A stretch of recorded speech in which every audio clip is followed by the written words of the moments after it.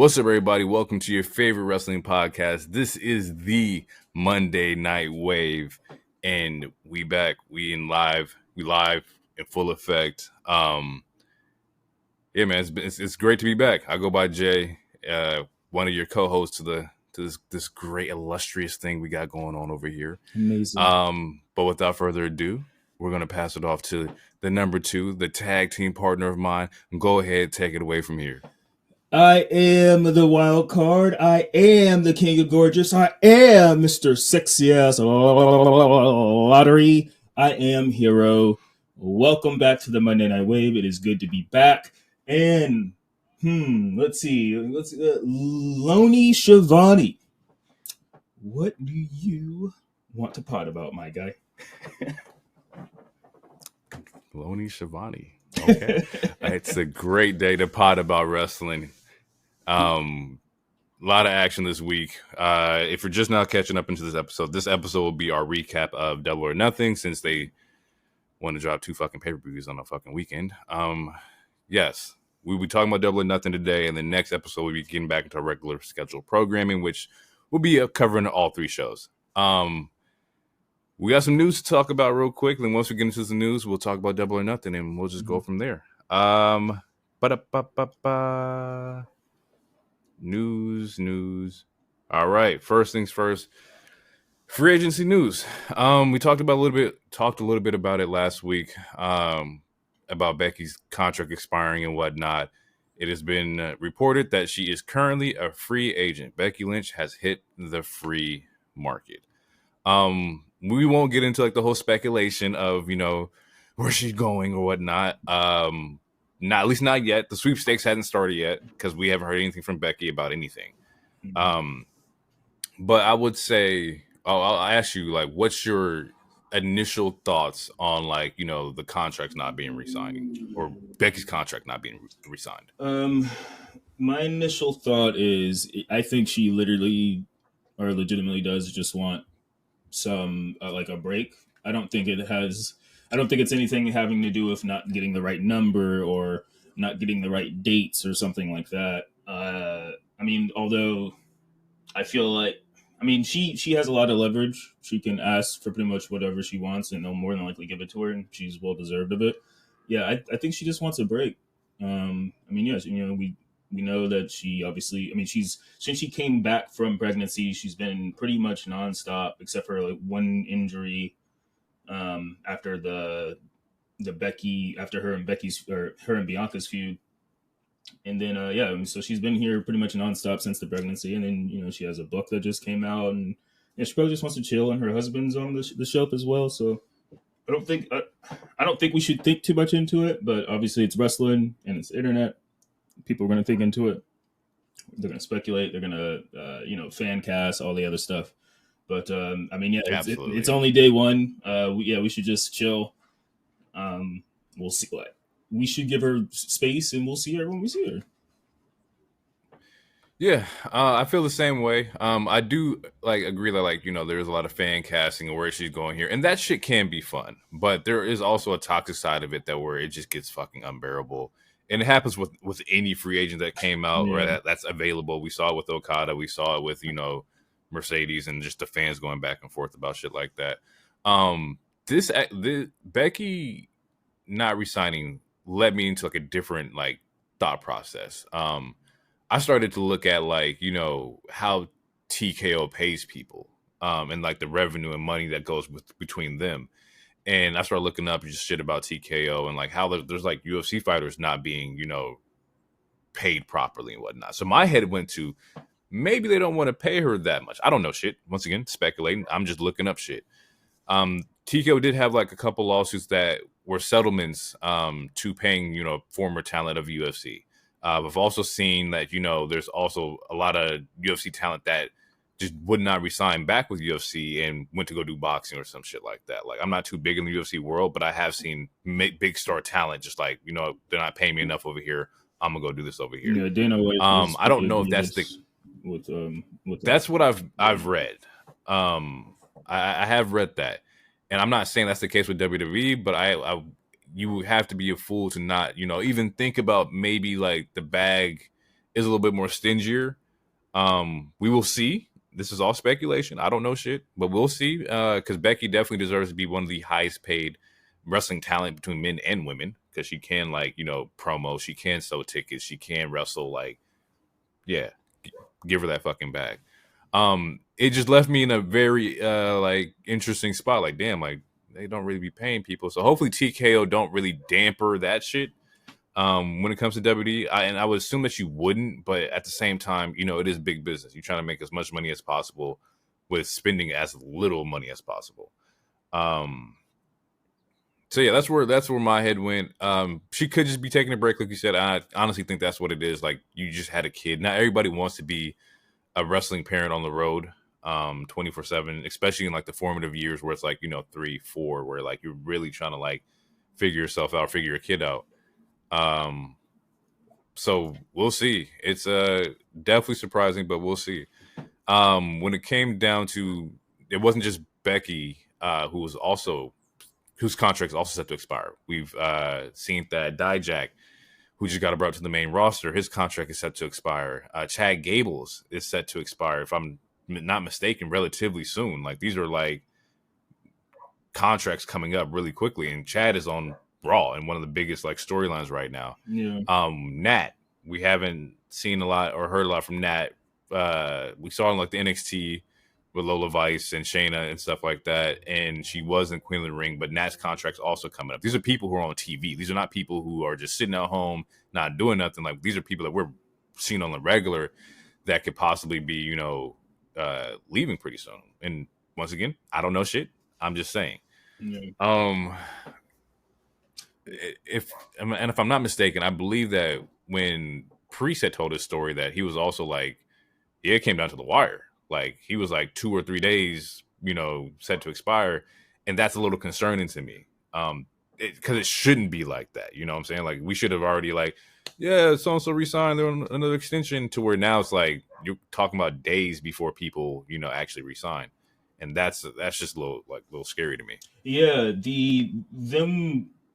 that's the most alarming part to me, is just them waiting to the week of to do it. Yeah, it's like finally writing a 6-page essay the fucking day before it's due or something. It just doesn't make any sense to me, especially when it's well established stars, or whether it's well established or, again, just like stars that are consistent. Well, I would say someone who is consistently on TV on a damn week to week basis is pretty much well established, which is pretty much everyone you just named except for Dijak. But he was well established in NXT. He was someone who was obviously trained up motherfuckers and stuff. And then, then there's Natty, who, I've talked about. We both praised multiple times on the show. Like, she is very. Anytime people talk about the women's evolution or revolution or whatever the hell it is labeled, she needs to be in the talks, because she helped men and women. She helped train a lot of people.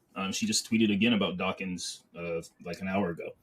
But anyway, the point is, I think it is alarming that it is taking, like, they're doing it down to the wire. But I don't know. Maybe it's to take a page from Tony Khan. Like, maybe they just need to figure out who's running that particular area and talk to him and see why are you sitting with your hands up? What's going on? I do know a couple, and that's what makes it. It was before Mania. It was, I want to say it was early this year. They replaced the person who was in that position. They replaced them. Mm-hmm. So whoever's in that position, that role, that has to rehire talent or whatever, like, they are. They're a couple months in or whatever, but I don't know. Something's weird about it. It's alarming that it's taken that long. That it takes to the wire. It is, because now we don't know whether or not, like, this was a WWE person that got fired. We brought a TKO person in to handle contract, negotiations and whatnot. I mean, that is how businesses happen and how they work. I think it is slightly dangerous. Well, not real danger, but just slightly alarming to do something like that in this market, because there are so many different options for talent to go. We've seen, like, Ali go to Japan and then go to TNA. We've seen Dolph go to New Japan. So, like, the wrestling world, like, there's a bag to be got wherever right now.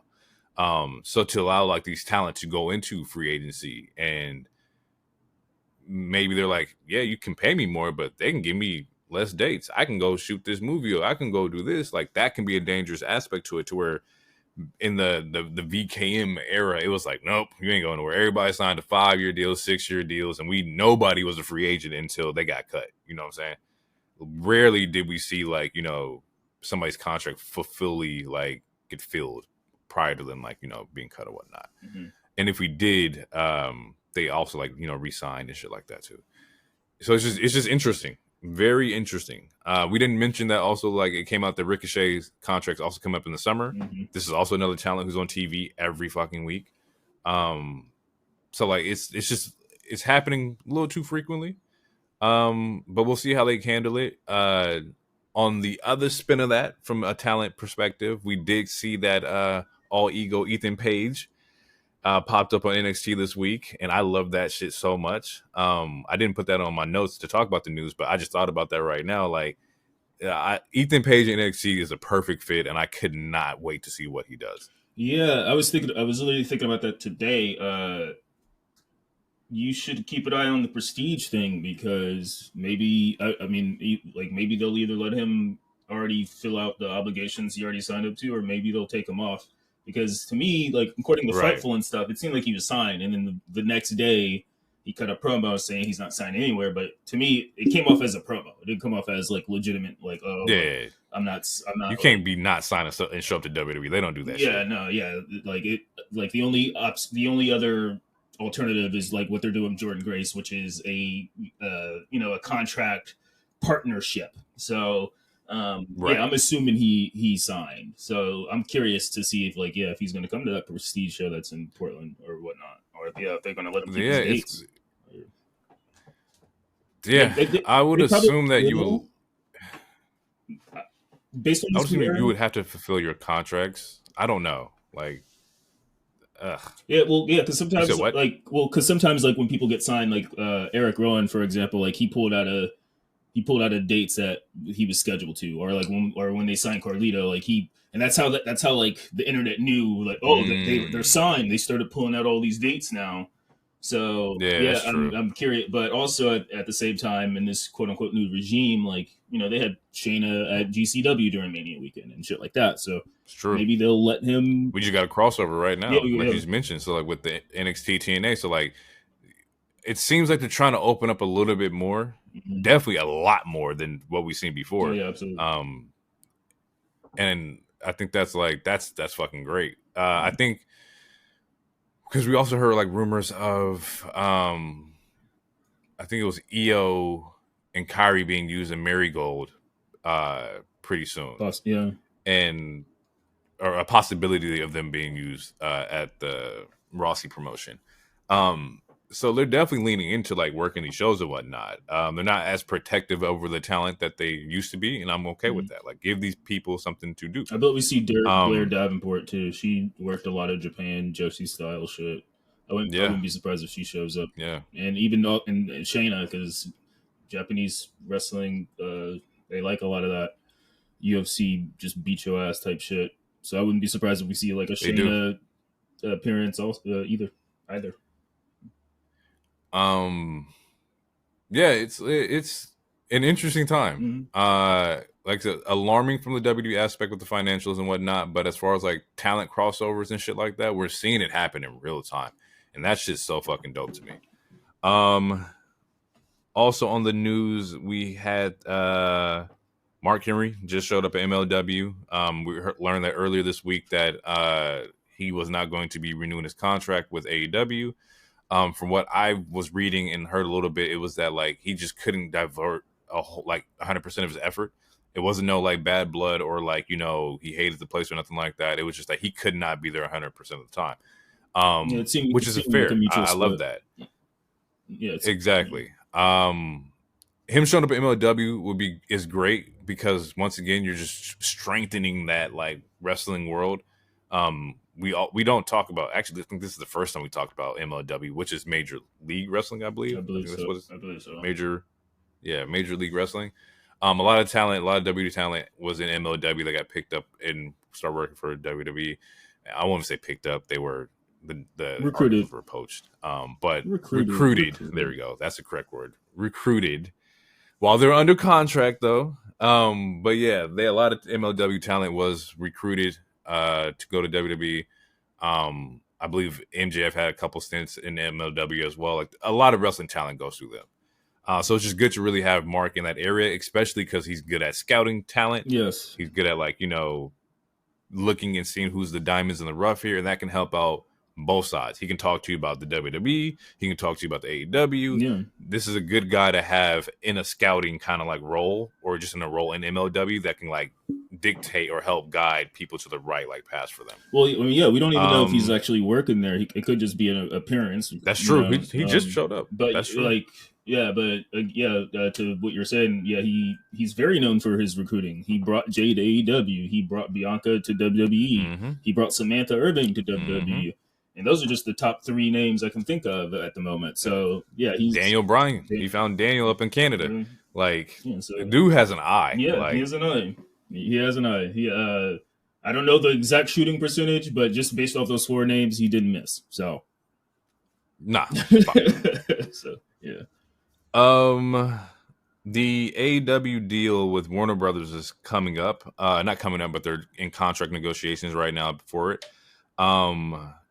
With the news that NBA on TNT will not be there, this will be their last year, this upcoming season.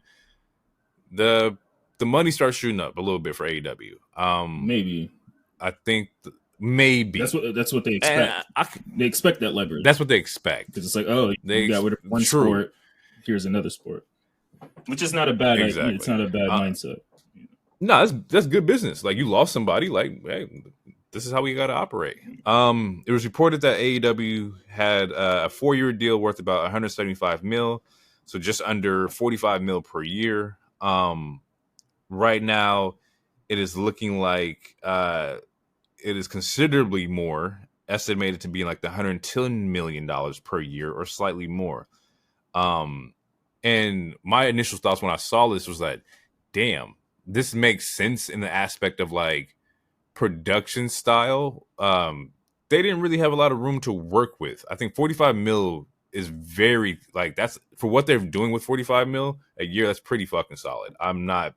I'm impressed based off of that's a very small amount of money. I thought they were definitely getting way more than that. But it does make sense for maybe wonky stage design, maybe smaller stage design. It doesn't say anything about the venues or nothing like that, but just more so the production and that aspect of it. Yeah, I mean, if they stop paying for licensed music and flying Will Ospreay home every goddamn week, they could also have some more money. But I'm not here to pocket watch anybody.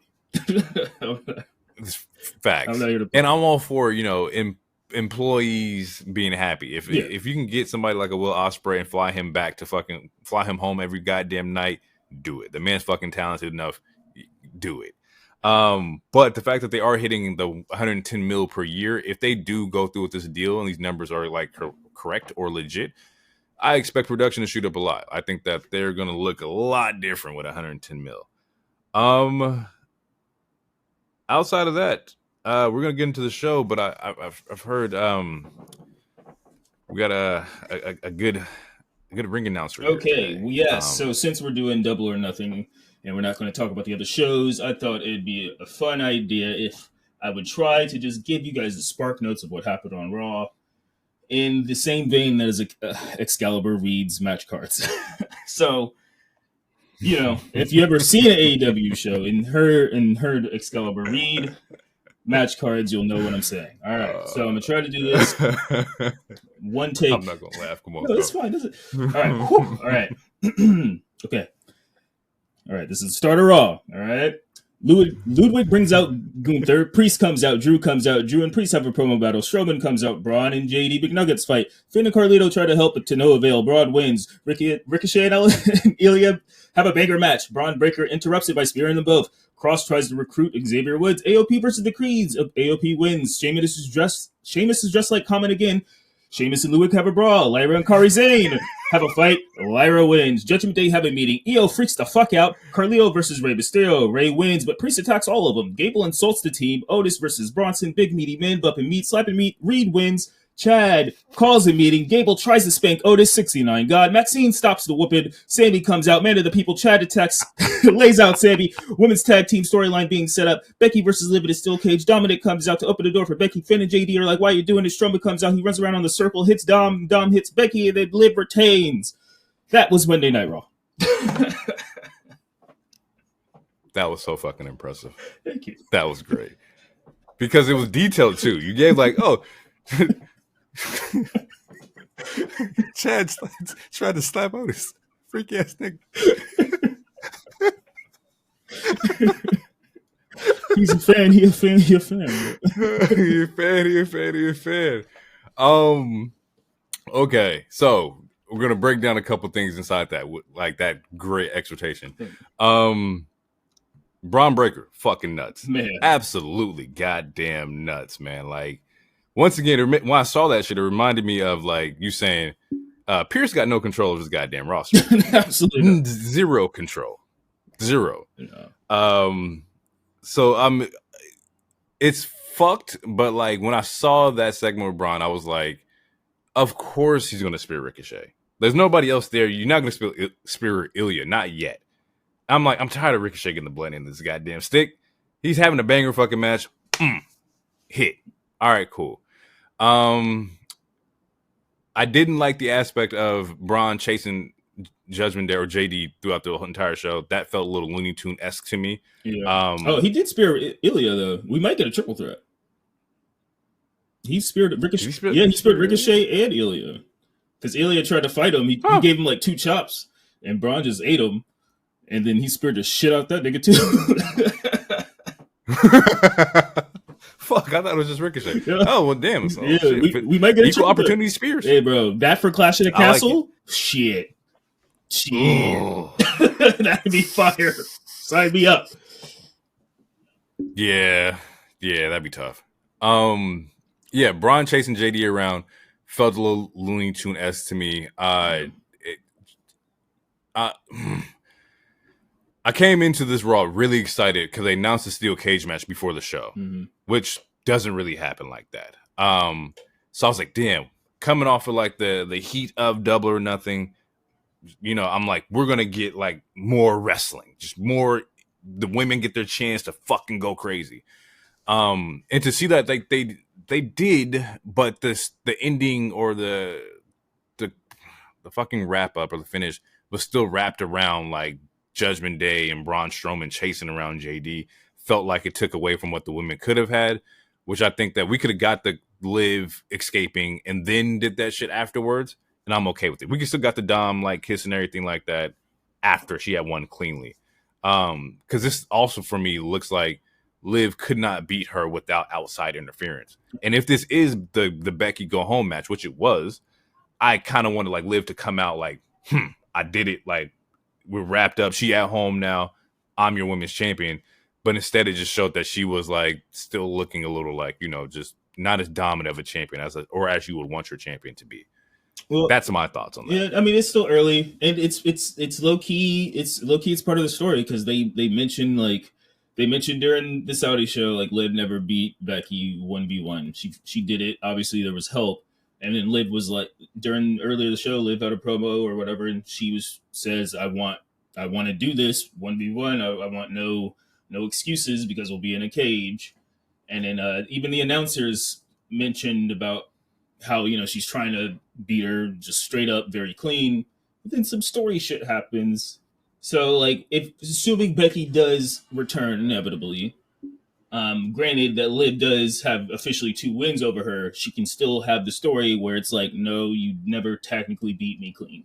Similar to, like, what Randy and Gunther will eventually have, where it's like, you didn't have both my shoulders down, guy. You won the match, but we got to run this back because it's not super clean. You know, is it the greatest story? No, but it's a wrestling trope, and you know, I feel I think it's just still, like, yeah, it's still early, and hopefully shit picks up, and I mean, Rhea's going to return inevitably, so that's when story shit will for sure start picking up, but I wouldn't consider like. I don't like this isn't Liv's first feud with this title, so I don't want to. I mean, it is, but it ain't. So I feel like we got to give a little grace. Let's see what happens by the end of Class of the Castle. If she ain't got no good storylines or nothing, I'm ready to have another conversation for sure. Yeah, and I think the conversation would be had with just like writing and production more so like than the talent, because they're just doing what you're supposed to do. Yeah. I just feel like in the event that, let's say, this was Becky's last match, which is kind of what we have to take it as of right now. Right. That just wasn't a really solid way to do that. That wasn't a good send off. That wasn't like I hate star ratings, but like the 5-star like rating that you gave the women's division. That wasn't the power up that I was looking for to push Liv over the threshold. You are right to where they can also do like the storylines of like you never beat Becky clean when Becky comes back or if she comes back. But it's like the time it takes to develop those stories, there's so much that can happen in between then, WWE they take time with their stories. Do you have another 6 months to invest into a Liv and Becky feud? You say like, hey, like I was gonna say I also think other people are gonna use it in storylines also, like similar to again like Drew, like so her next feud might be like, yeah, you got that title, but you didn't earn it truly because you got that bitch boy helping you, and then also you injured Rhea. Like it'll be used. It doesn't have to be used for just Becky. Like other people are gonna use that as ammo against her. They will. It's just like, I guess just for me, I just wanted just a stronger representation for Liv, considering this is her second title shot. Even the first one wasn't that great either. Like I don't want to see Liv fall into the same tropes. Like you said before, it's still too early. We still got some time left. We'll see what happens at Clash of the Castle and Money in the Bank, because we know inevitably like SummerSlam Rhea's coming back. So like that's what they're kind of like angling towards. So if she makes it to SummerSlam and we still don't know, like, damn, like this Liv run wasn't like that good, then we can have a very honest fucking conversation about like, the writing and how the booking was for Liv and shit like that. Yeah. It depends on when Rhea's coming back, and also the amount of competition that Liv also has, because like all damage controls heals. So she's not going to fight against damage control. So other than that, it's like, who are the big baby faces on Raw in the women's division? And the only name I can think of is Lyra, Maxine, and Ivy. Lyra. Yeah, Lyra. And at Clash of the Castle, like they'll probably go Lyra. I think Lyra will try to get her lick back because like, you fucked over Becky. I'm gonna get my lick back at Clash of the Castle for my friend. Which I think would be a good win for Liv if she can get that, and I think she will. But it's probably Lyra. They've been pushing Lyra a lot, in kind of like the successor of a Becky right now, because we're not going to have her. Even with Becky being the push for Lyra, like she was pushing the hell out of her. She had the great match with Nia at King of the Ring. So I would assume that it would be Lyra, which would be like the fastest trajectory I've seen for like an NXT like rookie to just come in and go immediately, to pay-per-view title match. Yeah. The Raw side needs some more baby faces in the women's division right now. And like Becky she's a megastar, so it's time for other people to either shit or get off the pot. And they still got Rhea, because Rhea's a fucking megastar too, and Rhea's only like 26, so we're in good hands with that. And Rhea will be a baby face when she comes back. But as far as like the power rankings go, there's more heels on Raw. There's more women heels on Raw than there is women faces on Raw, at least like star power wise. And I want to say that's right. It's almost, and it's kind of like the reverse on SmackDown. Like there's more babyface star power on SmackDown with the faces than their heels. Yeah. So yeah, there's some more power balancing, or just balancing out some shit that they got to get, because Charlotte's gonna come back. She's a good heel. She'll probably come back as a face though. But I mean, she can always switch. Yeah, I don't know. They got to figure that shit out.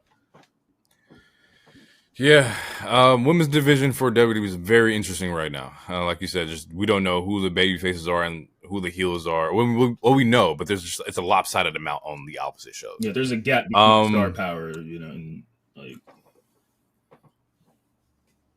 yeah, that there's a yeah, you're right. There's like it's a power gap of like you're too new to be on the main scene, right? But we need you kind of like up here.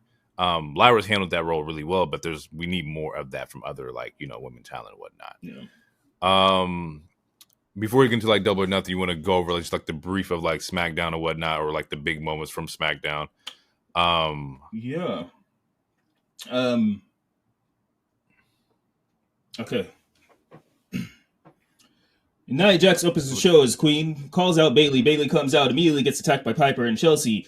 They decided that they're going to fight at Clash of the Castle. AJ asks Aldis to address the universe. Ciampa versus Theory. Grayson talks shit about Theory during the match. Theory hears it, causes him the match. Ciampa wins. Blair and Naomi meet. They don't like each other. LA Knight wants to know where Logan Paul is. Carmelo and LA talk. Carmelo mixes up his name. Then we get Apollo versus Andrade. Legado comes out, tries to recruit Andrade. Andrade wins. Andrade walks by Legado. They take that as fucking disrespect. Solo tries to hype up the Tongans. Heyman tries to lend his wisdom. Solo makes him talk to KO. Apollo attacks Angel in the back for the Andrade win. KO and Heyman talk. We get Bloodline / DOD versus Street Profits. Bloodline wins. Then we get the Bayley, Naomi versus Piper Chelsea. I do not know how that went. And then we get a fake retirement. AJ acts like he's going to retire, attacks Cody. Cody damn near kills Cody, and that is the end of SmackDown. Wow. Yeah, I was not ready for the Excalibur bit that time. That one caught me off guard. But once again, very well executed. Quick notes about this one. One thing that caught me off guard was that they did an interview with Michin. And she's like, "Oh, we never talked. None of us talked to AJ. We didn't like see AJ. Like, we don't know what's going on." And then later in the show, the fucking promo he does is with the Good Brothers. So it's like, what the fuck is going on here? She's not in the group. I swear, I thought she was part of the group. Yeah. The continuity with that was like, you just left her in the dry. Like, what the fuck? And she even tweeted like, "Yo, where was my hug at?" Like, yeah, I feel what the fuck is going on here? That was funny to me. The LA Knight Carmelo segment was great because he's like, LA Knight's not even here. He's like, LA Knight's right in front of you. Like, Logan Paul, like, and that was a good bit. It was also really good how he stayed in character and flipped that, because I would have broke. Like, I would have crumbled after like fucking up in the head with that promo. But Carmelo bounced back and like, just flipped into the I'm him kind of moment when that was a really good like fucking like, catch.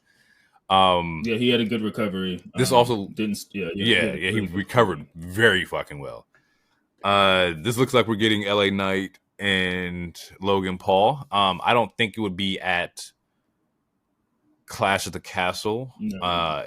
I would kind of hope Money in the Bank. My end game is still possibly. SummerSlam is when LA wins it, which means they need some time to. They got a couple months to buffer, so we might get Logan. We might get Logan LA twice, but until Logan shows up, we're gonna get Mello in LA. Mello. That's what I meant to say. We're gonna get Logan in LA probably twice, because Logan is obviously gonna cheat the first time. But yeah, until then we'll get Mello and Knight just to keep shit spicy. Okay, yeah, that makes sense. Keep it simmering. We got the debut of Gorillas of Destiny. I didn't see anything. I didn't feel like this was like, damn, I was excited to see them come out and like wrestle and whatnot. And not say anything about them talent or in-ring wise. I just think that we got to like keep cooking this new bloodline. And I don't know what they're missing, but there's just something that's a little lackluster for me.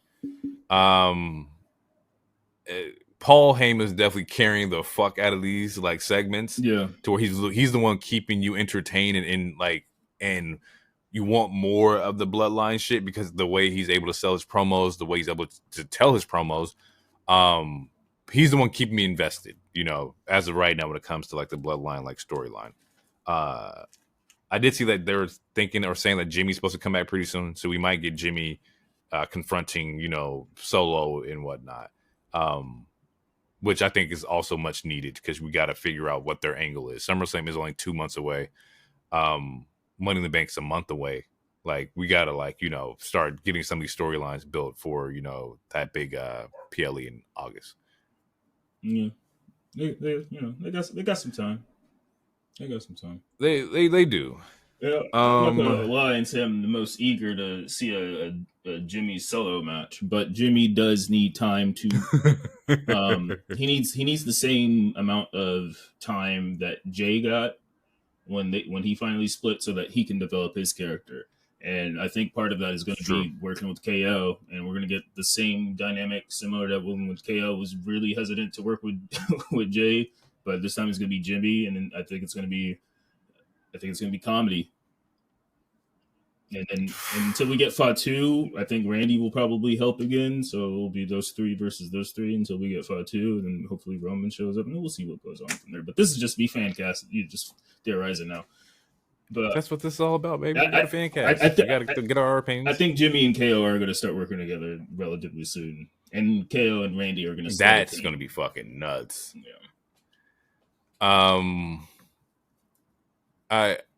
I will say, Dawkins is growing. Pause. That sounds fucking insane. Dawkins is leveling up. His in-ring ability is leveling up. He's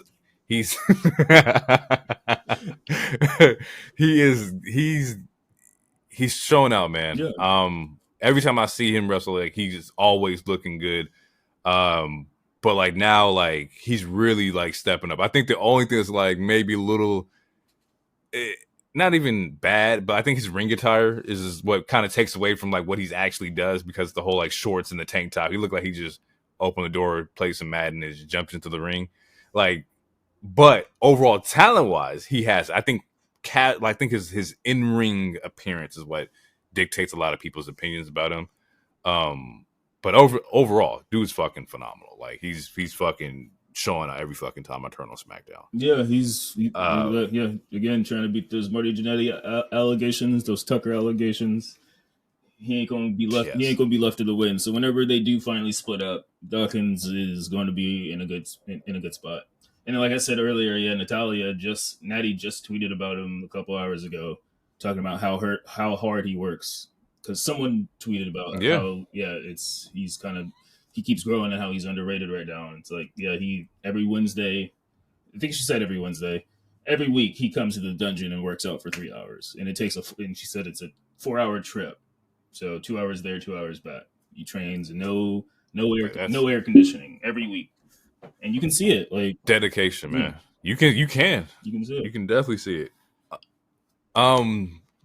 The big spot of SmackDown was the AJ Styles retirement. It was hinted at that, like, last week he was talking to Pierce. He's like, I don't know how much time I got left. I don't know if I keep doing this, I just may not be here, that kind of thing. So he's playing off of like, might hang up the boots. With that, we get AJ, who comes to the ring, and he is in this blue pastel suit.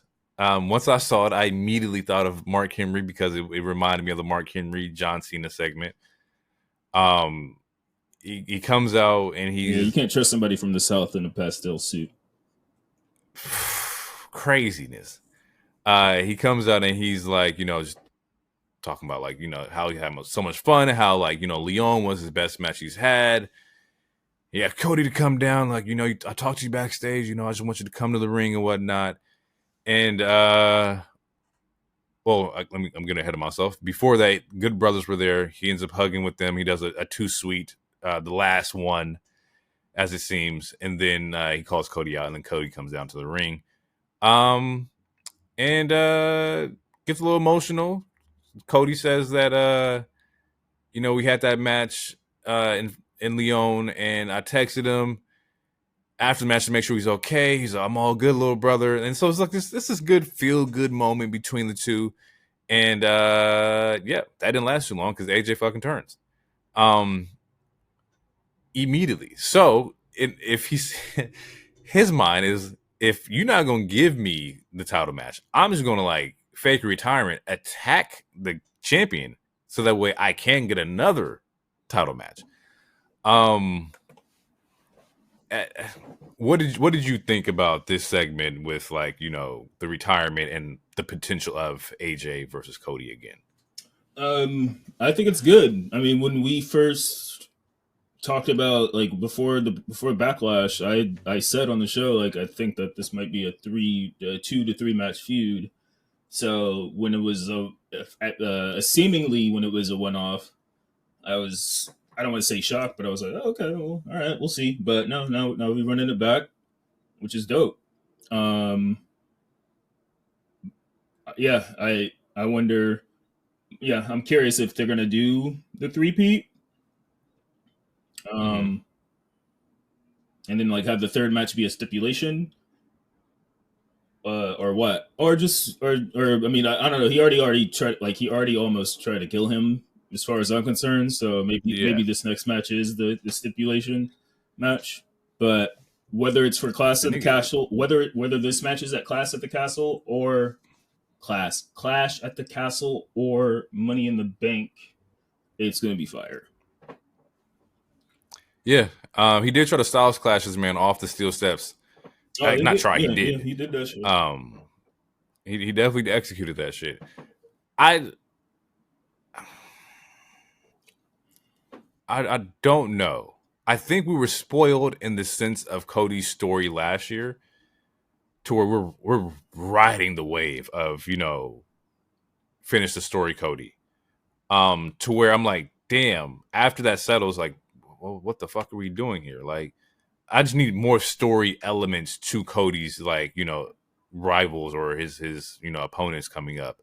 And I don't think we're gonna get that to the extent of finish the story Cody, and I'm okay with that. I just need a little bit more, to where maybe if this was the case, maybe had AJ fucking interfered in the Logan match to kind of like keep that story going of some sorts. Maybe he attacks him after Cody wins, just something so that we can keep this story like fucking rolling instead of like, oh, it's Cody versus AJ, oh, Cody versus Logan, and now we're back to Cody versus AJ. Well, yeah, Like, especially when I thought like now it's more the intense end though. of Leon was that. Well, yeah, and It now it's more it intense, so that now we'll get a better story because like, him and Logan were for sure just a one off. I think the best story that we'll get until Rock comes back or until we get Roman Cody 5 or whatever the fuck it's going to be him versus Randy, and they're waiting for that. There's a reason why they're waiting for it. We don't know, but there's a reason for it. And him versus KO would be a good feud too. But I mean that would be a good babyface feud because KO doesn't need to turn. But we'll get more story this time because they barely touched on their Bullet Club history and shit during the whole Backlash stuff. Like there's still more stuff that they can get after. I feel like.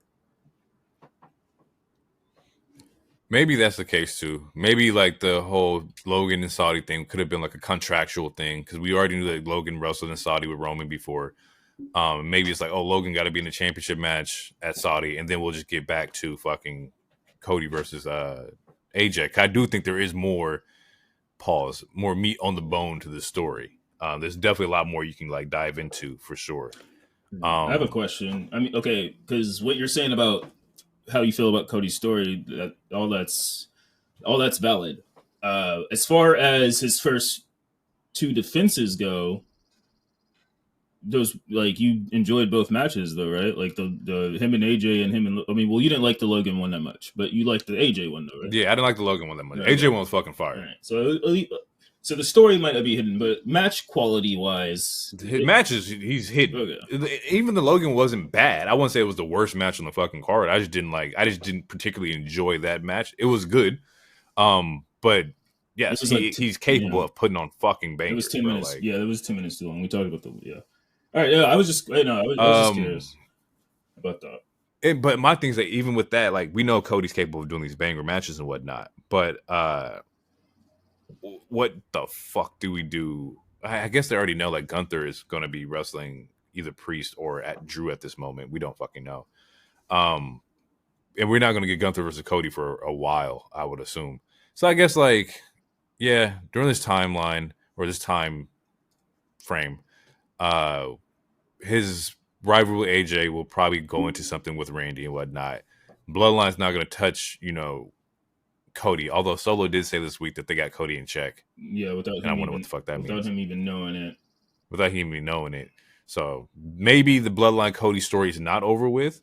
And I would assume that it's not, because like you did take our shit and now we don't got the main locker room and shit like that. And if that was Solo's whole main motivation, is that he don't got the locker room no more, the story's not finished between them. I just want to know. I wonder how it's all going to develop right now. And that could be after the AJ fucking match. I would assume AJ probably lasts, like we said, until like Money in the Bank or maybe SummerSlam and whatnot.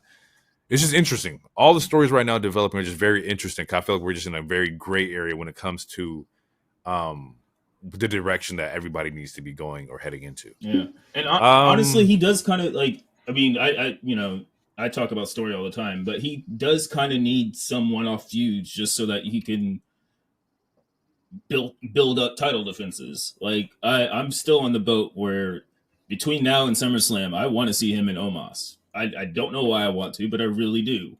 I think that would be a good ass win for him, because you can't do Brock. Like obviously Brock is banned right now, and there's no other like super crazy. Like I think that would be a great attraction match for Money in the Bank or even Clash of the God. Well, it seems like we're gonna get AJ. I keep saying Clash, but yeah, like he kind of needs some defenses. Like we have to kill time until we get Roman back / The Rock back, if they are going to keep Rock and Cody, because it seems like we're getting Rock and Cody for Mania. So I mean, yeah, that's how they left it. But TBA, because he might make Moana 5. That also brings up something that I think they had confirmed that like Cody pulled an audible at Rumble.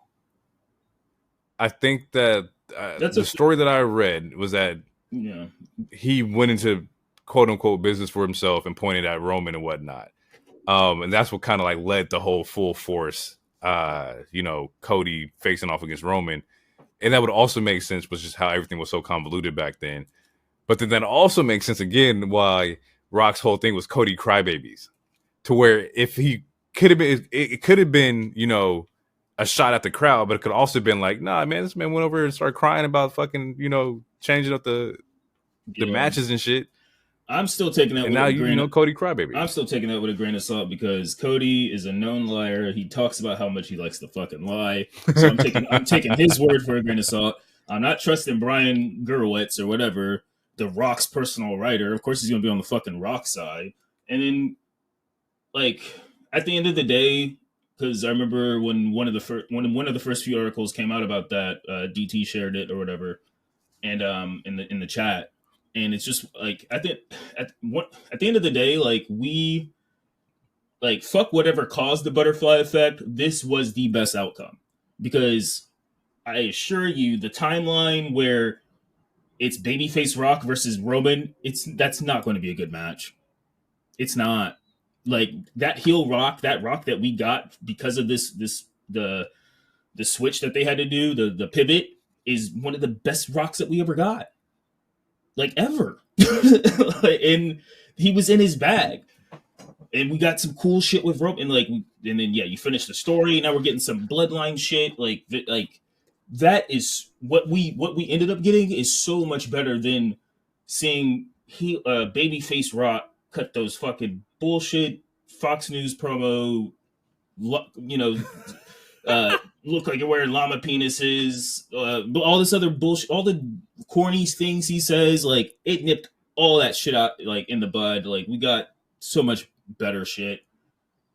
And yeah, honestly, it probably would have been like another tribal combat match. No, this was the better. You are right. This was the better. This was the best outcome. I think we got the problem. And then we can still get that match, but this time heel Rock, which we know heel Rock is in his bag, versus babyface Roman, which is what everyone's ready for anti-hero, or at least babyface Roman at this point. Like every show so far, we want Roman chance. Like this babyface run is going to hit. Well, shit. Like where do we? Okay, if you're thinking that it's going to be Cody versus Rock at Mania, where do you put Roman versus Rock? Like, I mean, where does that happen? That could be a Rumble match. That could be a SummerSlam match, Or shit, Roman could do double duty, or they can do double duty again or something. Maybe they'll do a tag match similar to what they did. So maybe it's like, I don't know, Rock and Jimmy versus, or I mean, Roman and Jimmy versus Rock and Solo or some shit. I don't know, but they could do 2 matches or something, or we just never get that match. You don't want to get Rock versus Roman? After everything we've seen, I'd rather have Rock versus Cody. Like, that's the story. Like, right? I mean, that's the more interesting story right now. Him making him bleed on the bus. Mama Rose. I'm telling DT, you don't want to see his dream match happen. That's crazy. It's a lot of people's dream match, but now I want Rock versus Cody. That's more of my dream. Like, the story that they've been cooking, that's way better than anything we've seen. Like, that is a good story. Mama Rhodes. No, I want Mama Rhodes. Rhodes. I made him bleed. Look at you now, boy. Look at you now. I want, yeah. Bro.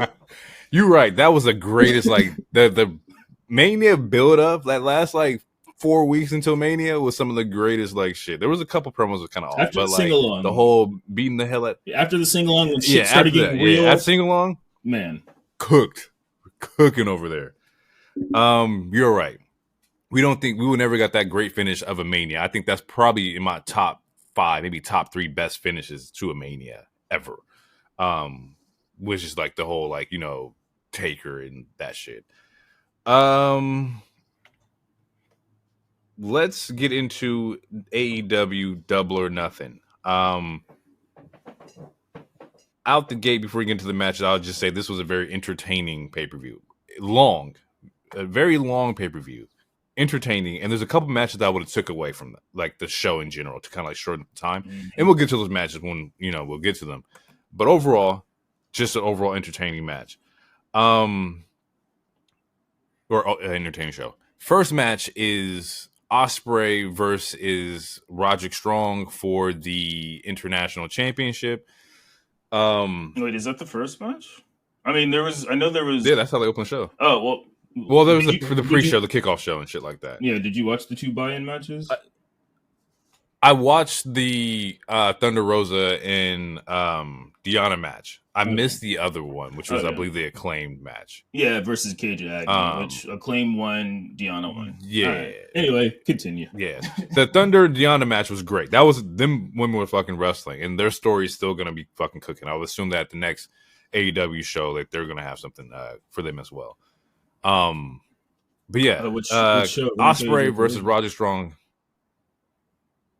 I'm gonna fuck you up, bro. It's got the jokes, man. I don't want no smoke with nobody. All right, just we want sponsors. We want to be at shows and shit. I'm trying to get paid to go to shows, man. Yeah, no, I feel it. Regardless of where they're at. Overall, this match was great. I don't know entirely if it made. I'll save it till the end. But the match was great. There was a couple, there's a misstep early in the match where they go for this electric chair drop spot where Ospreay's flying off the ring to do a clothesline. He doesn't get all of it, and he kind of ends up fucking hitting his head. Yeah, it's like a pretty fucking hard in this match. Legion of Doom move. What is that move called? I know what you're talking about though. Fuck. Either way, he goes for it. It doesn't hit. It was just a little sloppy there. I will keep praising Roderick Strong. I think he's fucking a phenomenal fucking talent. It made me watch this match, and I don't know if it happened or not. But I was thinking, this version of there you go, Doomsday Device. This version of Roderick Strong versus this version of Sami Zayn would be a fucking banger to me. I think that that's if it could happen in the my fucking head, my fantasy booking. I think they would just have a fucking banger match because Roderick Strong's a great fucking heel and whatnot. There's a segment of the match where Ospreay is getting his leg targeted. Roderick's doing technical shit and whatnot, and he's hesitating again to do the Death Valley or not Death Valley, but the Tiger Driver 91. He ends up hurting Roderick, refs checking on him. Don Callis is like, hey, like, go for the kill, do it. And you can see him for a moment trying to pump himself up to do it, and he just doesn't do it. Clearly, I think this is a tie to like a later match on the show, and we'll get to that as well, just with Don Callis being like involved and whatnot. Now that I think about it, Don Callis is all over this goddamn show. Solid match. He ends up pulling out like the hidden blade to get the win on Roderick Strong. Or prior to that, Undisputed Kingdom does like interfere in the match. And this is where I kind of like lost me a little bit because Taven comes up on the ropes and he's supposed to like and Mike come up to distract the ref. Wardlow slips in looking to give a powerbomb to Ospreay, and the ref catches him. And so there is no like powerbomb. He kind of backs off like, oh, you caught me. He rolls out, and then like we don't see any more like interaction between like Wardlow and, you know, the Undisputed Kingdom. Yeah. Ospreay gets the win. He becomes AEW International Champion, which took me by surprise. Just because I don't know where they're going. How did it take you by surprise? You picked him to win the match. Yeah, but I didn't know that they were actually going to do it. While I was watching it, I didn't think that was going to fucking happen. That's right. I was like, yeah, you know, Ospreay going to get the belt. I didn't think it was going to really happen like that. I thought Ospreay was going to win and there'd be some kind of interference. But yeah, he gets it, and you know, he walks back to just match ends, and we get fucking Adam Cole. Adam Cole pops out, music hits, and at this moment I think like, okay, maybe Adam Cole is about to, you know, he's either going to attack Ospreay, maybe he's going to scold like Roderick for losing, or maybe scold Wardlow. None of that happens. He comes down to the ring. He cuts the promo. He should be at home rehabbing his leg. He shouldn't be here. Story time. I'm going to tell you a story about, just about the fucking mask and everything, the devil mask. And then we get the blackout. We get a really, really dope fucking video package for MJF. Where it's just the walking down the hall, goes down his trophy room, picks up his ring, lights flash back on, and we get MJF. Dressed up like Timu Triple H, which I don't know if that's supposed to be a shot or if it's just supposed to be a wink and a nod. I will say this: his tan, in particular, was a little egregious. But yeah, before you finish, maybe you should finish. I have a nitpick with this whole thing, but maybe we should just wait till you're finished explaining. Yeah, I have some things too. We can definitely talk about. I think I know where certain things are going. But yeah, MJF comes out. He goes in for the hug on Adam Cole, and then he immediately gives him a fucking brainbuster suplex. Tells him to get this dipshit out the ring. Yeah, you hurt me never again. Yeah, you're the first person I trusted, and nobody's going to get this trust again. That kind of thing. He's playing on the angle that, like, you fucked it up for everybody. From now on, it's hate, which is actually what he said. The the bit that had everybody online in a frenzy is that I don't need a New Japan. I don't need a Vince McMahon to make MJF. Which did what it did. It garnered the reaction. People are going to react to it. You're going to say how you feel about it. I took it as like the literal sense of it is that like he is right. He didn't come from New Japan. He didn't come from WWE, and he's one of the biggest fucking like stars currently in the world. Okay, all right. That's not false. No, it's not like he didn't come from.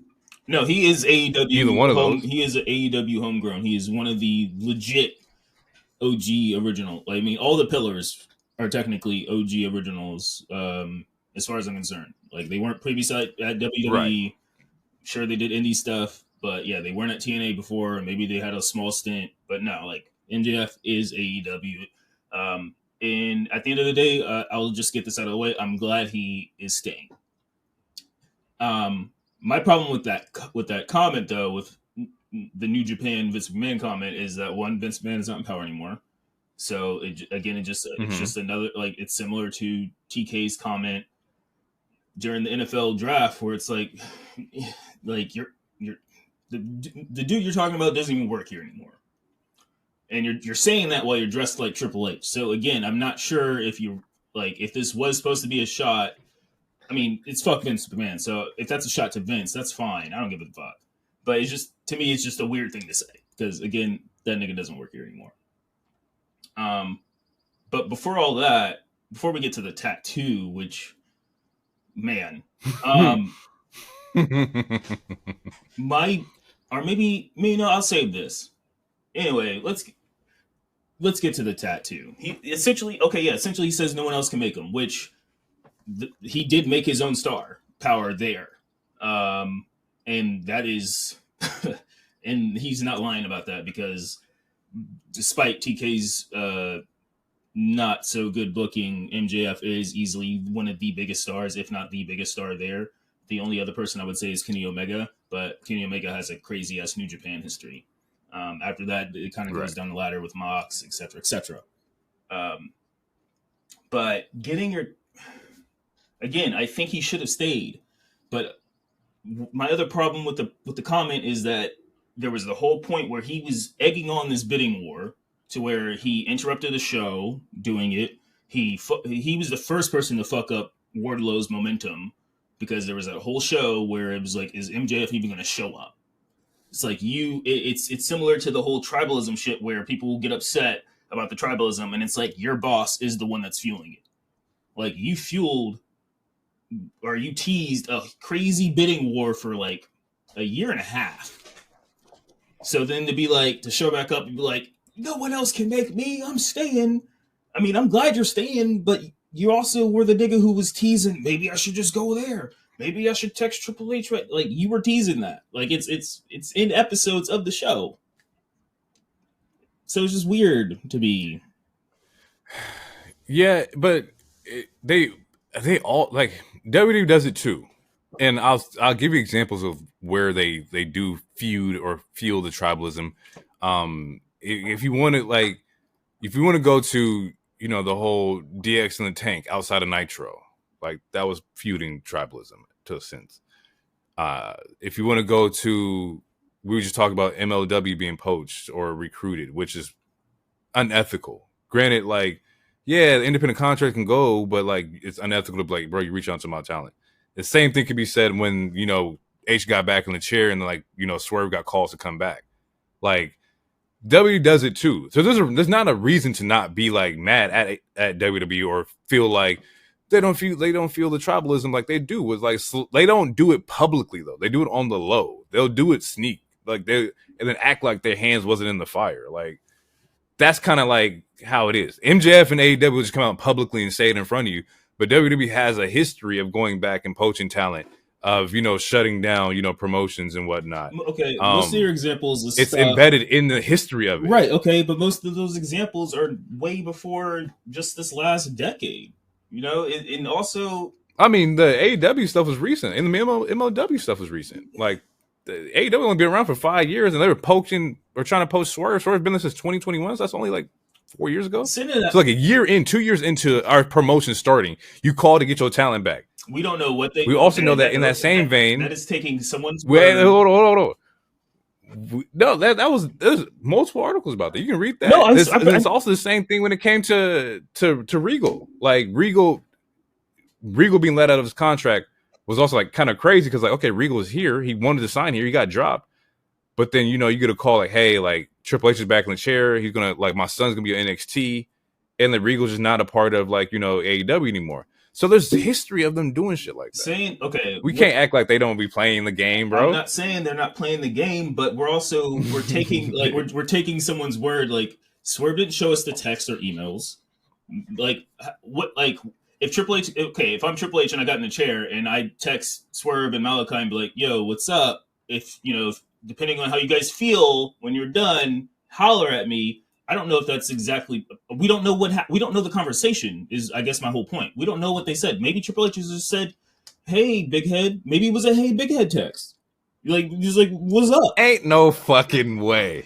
Ain't no way you pulling the "Hey, big head" text on this situation. We don't know what they That's said. fucking insane. We don't know a single damn thing. Like we're talking about wrestlers. Wrestlers are actors. They have the biggest ego. Mercedes literally just said she's the best female wrestler on the fucking planet.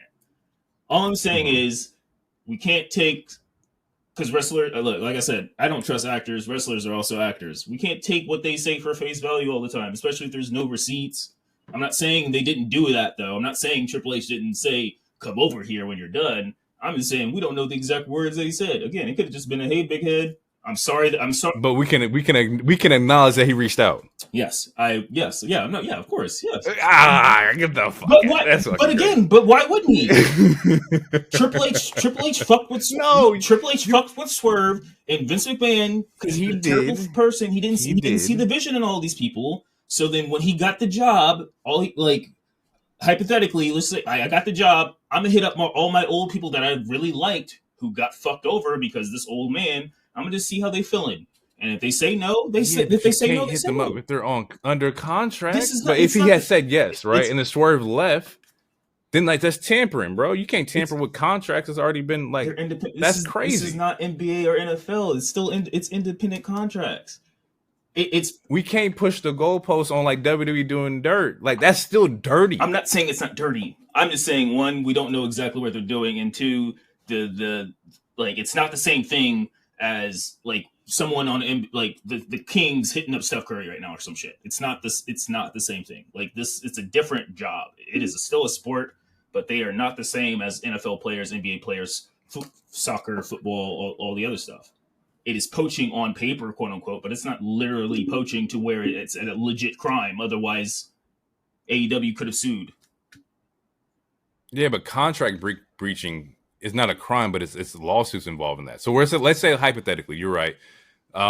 Swerve goes back to WWE. He breaches the contract. WWE's going to pay the lawyer fees for him breaching that contract. That doesn't make it right that it's going to be covered and whatnot. Right. It's just the fact that like you're being like tampered with. Like outside influences are dictating whether or not you think this promotion is good or bad, or you just want to leave and whatnot.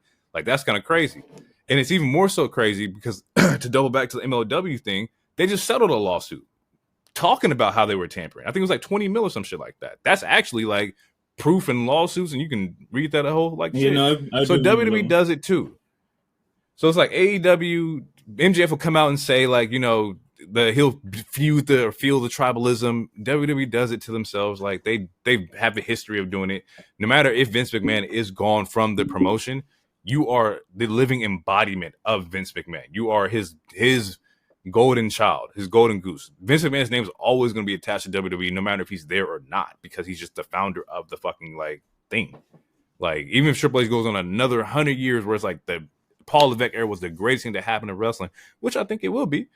You're always going to be able to go back to the history books and look at who was running the fucking company, who started the shit, who killed other brands, who fucking took out WCW, right, who brought over shit. Even in that, taking WCW talent. Shit, it's so much so that we're just like, fuck, I'll just buy the whole company. It's fucking crazy. Well, they had the chance to buy the whole company. All right, we deviate. That's crazy. Because that's a whole other conversation. We deviated from a bit. My thing is, though, my main thing was, if you are acting like you want to be poached, you're acting like I'm going to leave this job, but you don't. It's the same. Okay, it's the same thing as when we get into the free agency stuff. And then, like, people were super wanting Drew to go to AEW, or they're super wanting Okada to go to WWE. And then the fans get mad when they re-sign. It's like, why are you mad that they re-sign somewhere that they're already well established at?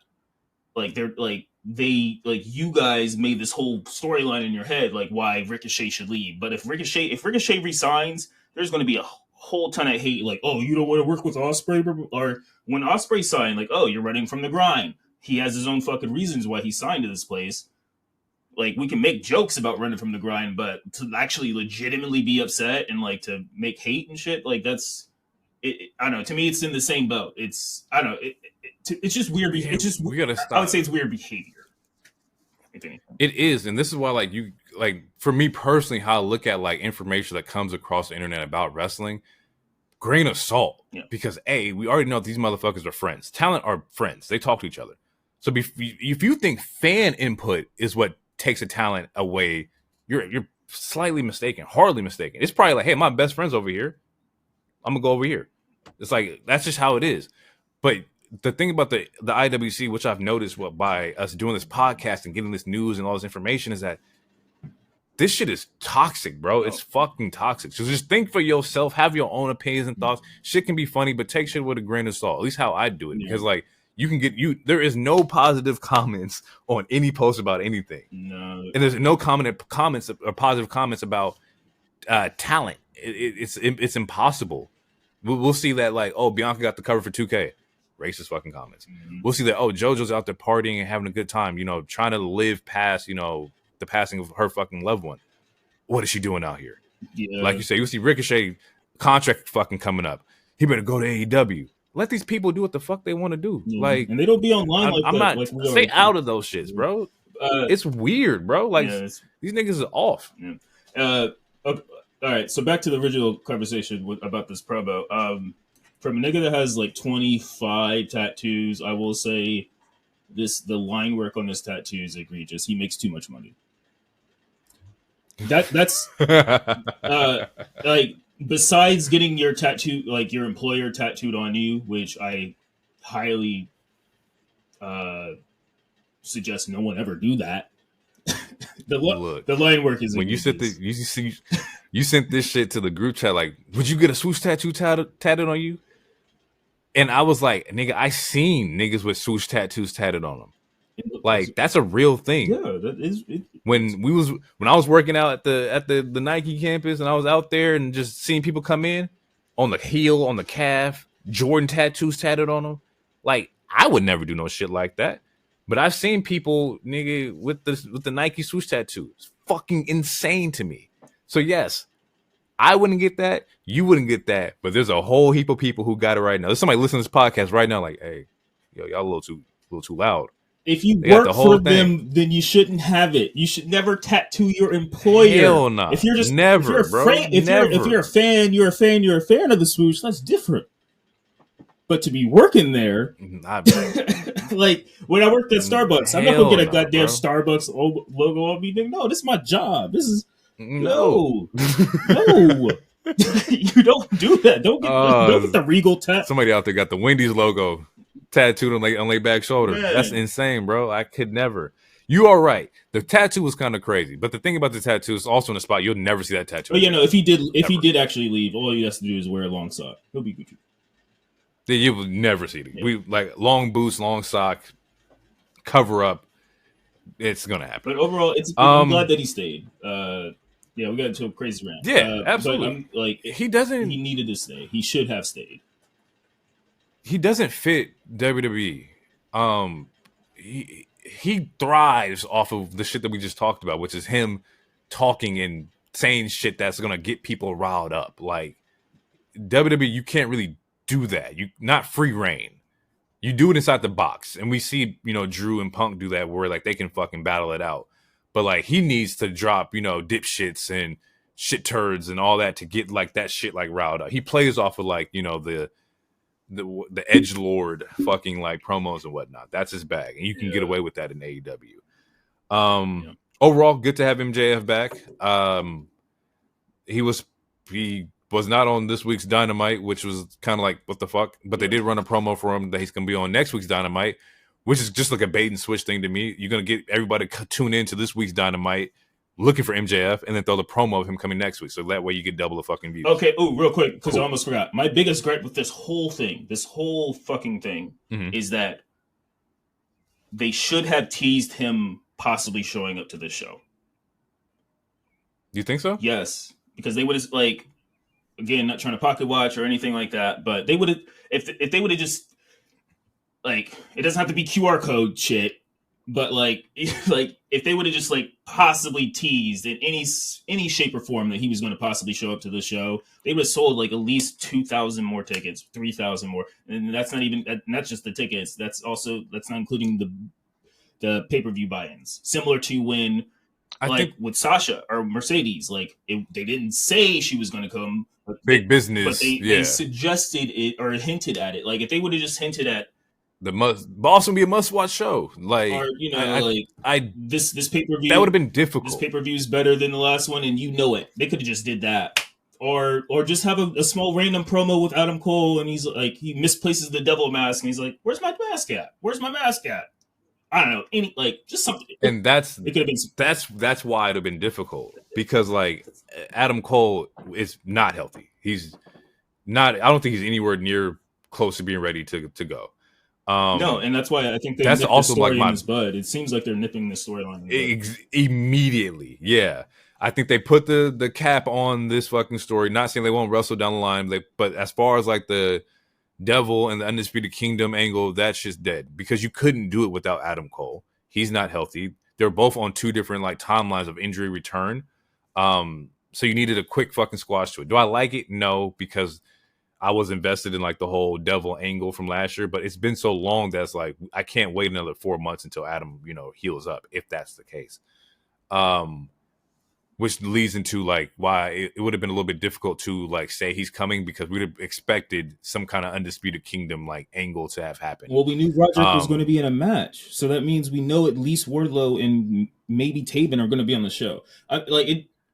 So would you have I'm just saying done the promo side differently, or would you have had him interfere in the Osprey match? But then like that leaves nothing to. I would. Osprey's not tagging with MJF. I would have just had some like there's like because we're this is just off the top of the dome, but off the top of the dome, I gave like two different ways that they could have possibly done it. Like they had weeks for this show, they could have done any. It could have been a video package of Adam at home.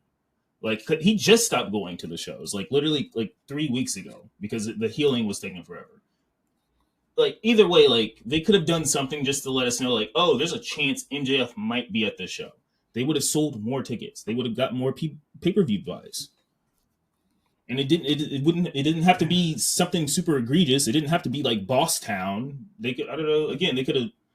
Someone could have found a ring on the floor. It could have been anything. I don't know. All I'm saying is like they should have teased him possibly showing up, because then you could have capitalized more on the extra eyes. You would have got more eyes on it.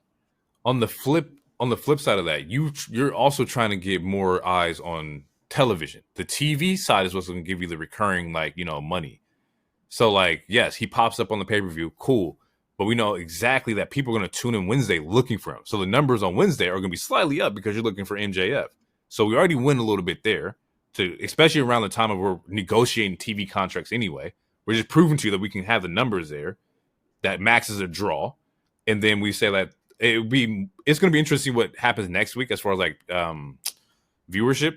But right now it's negotiating time with WB. So you want your TV numbers to be as high as fuck so that you can get paid. They don't really get paid off of the pay-per-view, as far as like viewership. Ticket sales, yes. And that is important, but you're trying to get that TV bag. That's what's more important for them in this moment. So yes, I do agree that there should have been a hint at it, like, with Mercedes, but also understand with the situation that they're in right now, to where we got to solidify this TV money and make sure the numbers on TV are fucking insane. We get Death Triangle versus Bang Bang Gang. Colton Gunn's working his ass off in this match. Is that a pun? It's just regular Death Triangle shit. There's a whole bunch. Huh? Is that a pun or? Maybe, possibly. It wasn't intentional. Jay White is working Pac, and at some point we got to get them 1-on-1. Overall, this is one of those matches that I felt like you could have took off the show, and that says a lot because I love Death Triangle and fucking the Lucha Bros. But we could have did this one on like a Dynamite or a Collision.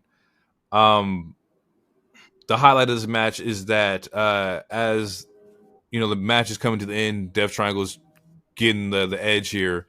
We get the return of Juice Robinson. and he sabotages Death Triangle to help Bang Bang Gang get the win. So shout out to Juice Robinson for coming back. Looks ready to go. Definitely. Even if he's I not, didn't they need him on the mic. He's the best promo. That's what I was gonna say. That's what I was gonna say. Is that like I didn't realize how much that he actually brought so much to their stable when he's there. He's very much so the mouthpiece and the energy that they definitely need. So it's gonna be interesting to see like where they go with that. We got Deeb versus Tony. I don't think I've seen a bad like Tony match yet. Let me rephrase that. I'll go back and look at that. This ending is ass. Definitely reiterate that. There you go. Here we go. We're gonna get into it. I don't like the finish to this match. Ass.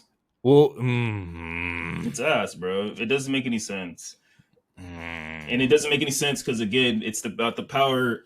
It's about the power rankings and shit. Like again, like how when we had the conversation, and not power rankings as in wins and losses, but power rankings on how like how strong is someone versus someone else. Because there was that one show where Swerve just takes a kill switch onto a belt and he's dead. And that same show, fucking Orange Cassidy takes a power driver on the steel steps and gets up with less than 2 minutes. There's multiple things that happen in this pay-per-view that are like that, to where it's like, why the like, honestly, based off this show, and we'll get to it, I don't want to bury the lead, but Orange Cassidy and fucking Jungle Jack Perry are the strongest niggas in this entire company right now, as far as in Darby Allin, as far as I'm concerned, as far as I'm understanding, because you can't kill these people, so you barely can hurt them, and that's the problem with this fucking match.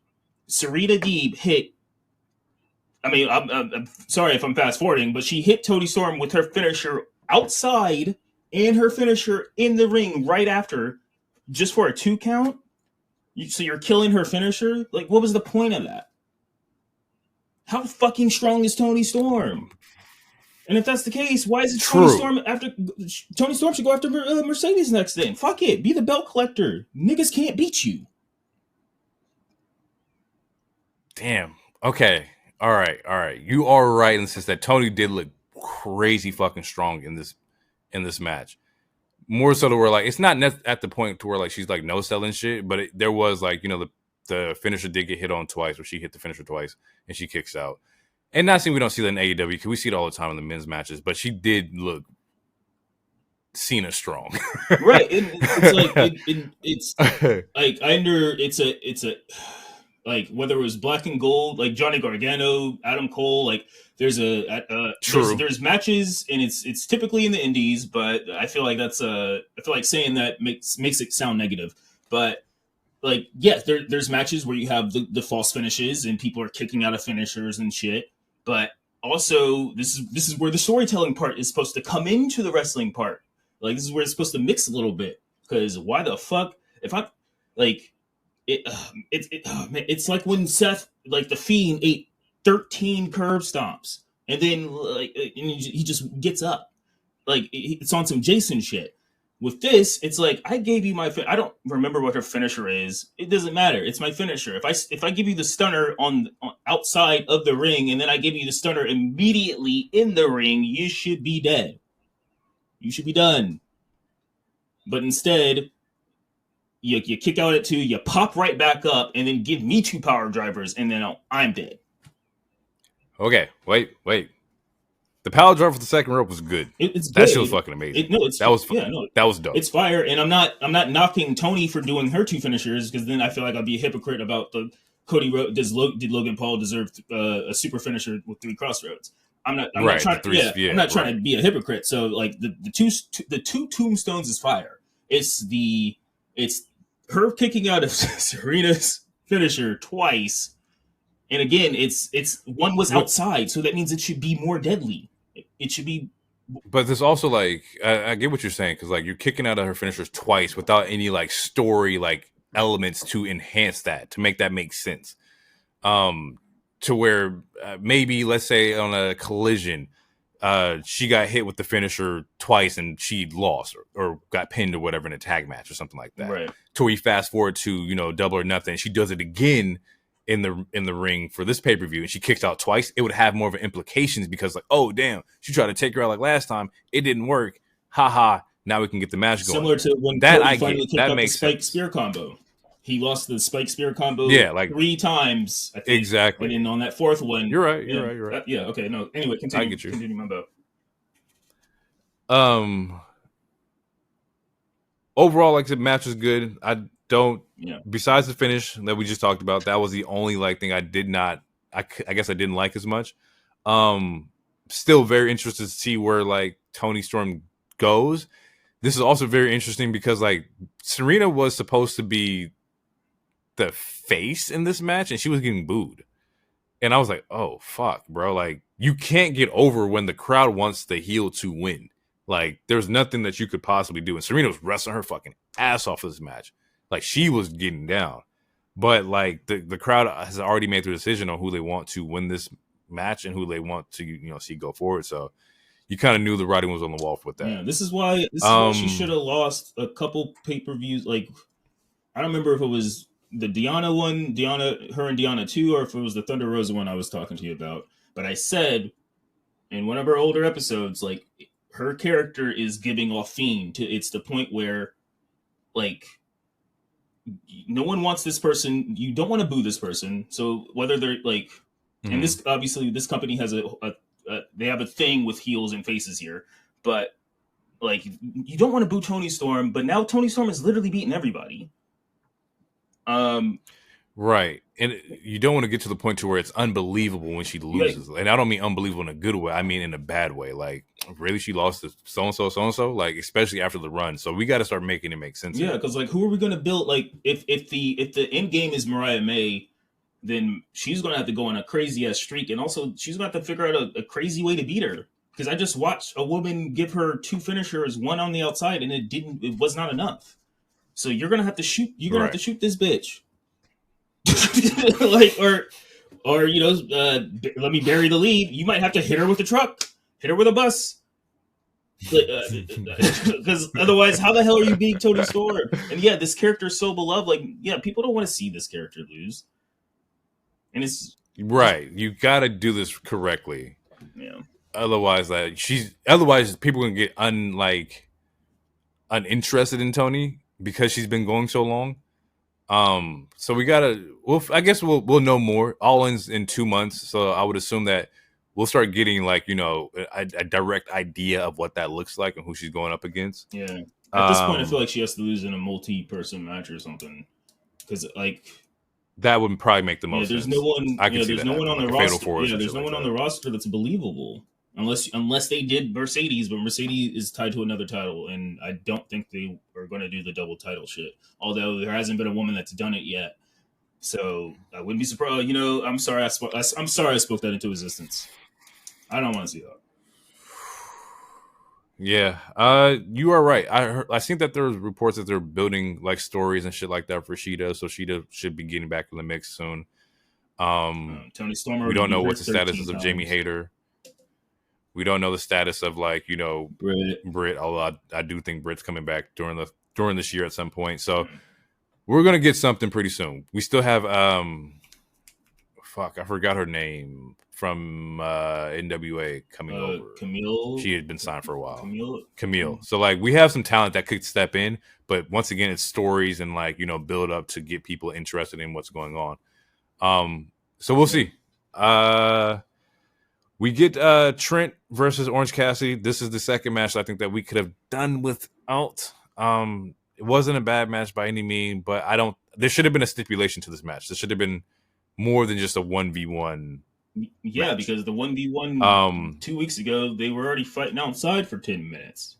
Well, yeah, I think we talked about that last week. It's like, what the fuck? Yeah, there should be a stipulation. But also at the same time, looking at the match card, like you have the FTW stuff, you have the Anarchy stuff, you have the cage. So it was just loaded. Yeah. We talked about that in our predictions that it was just loaded with stipulation matches. Some noteworthy things in this was Cassidy with his entrance. I believe the song is called "Where's My Mind." He changed it from his original song. He came out with the sunglasses, with the darker sunglasses, the black T-shirt, symbolizing that maybe there could have been a turn here. that we thought was going to happen.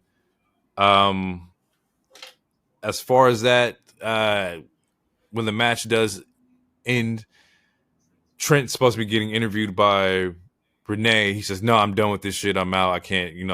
I'm not talking to nobody." He just walks away. Kind of similar to the sense of like, maybe somebody like, quitting the show or contract expiring, basically being written off in character. That didn't happen. No, it didn't. And Orange Cassidy should not have won. That didn't happen at all. Yeah, I will say that too. I don't think he should have won. I think you do a lot more by him losing and Trent gaining the win here. Yeah, especially after what happened the following show. Yeah, because we'll talk about it. We can talk about it. On like Dynamite, he comes out to sign the contract to be part of the Don Callis family, and he rips up the contract and whatnot.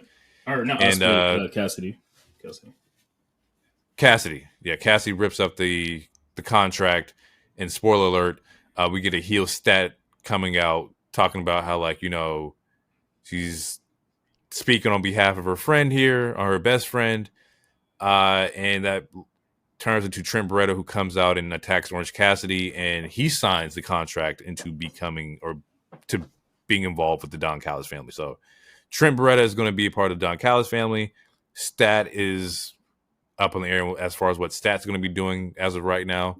And Orange Cassidy is in this limbo phase. So we don't know what the hell is going to happen there, but I would expect that maybe Trent needs the tutelage of Don Callis to finally get over the Orange Cassidy hump, if that's the story that they're trying to tell. Yeah, I'll be quick about this. I didn't like any of that shit. It doesn't make any sense. Chris Statlander was just real life boyfriend and girlfriend with Orange Cassidy, just out there crying after he got fucking hit in the head with the steel steps with a power driver and all this other shit.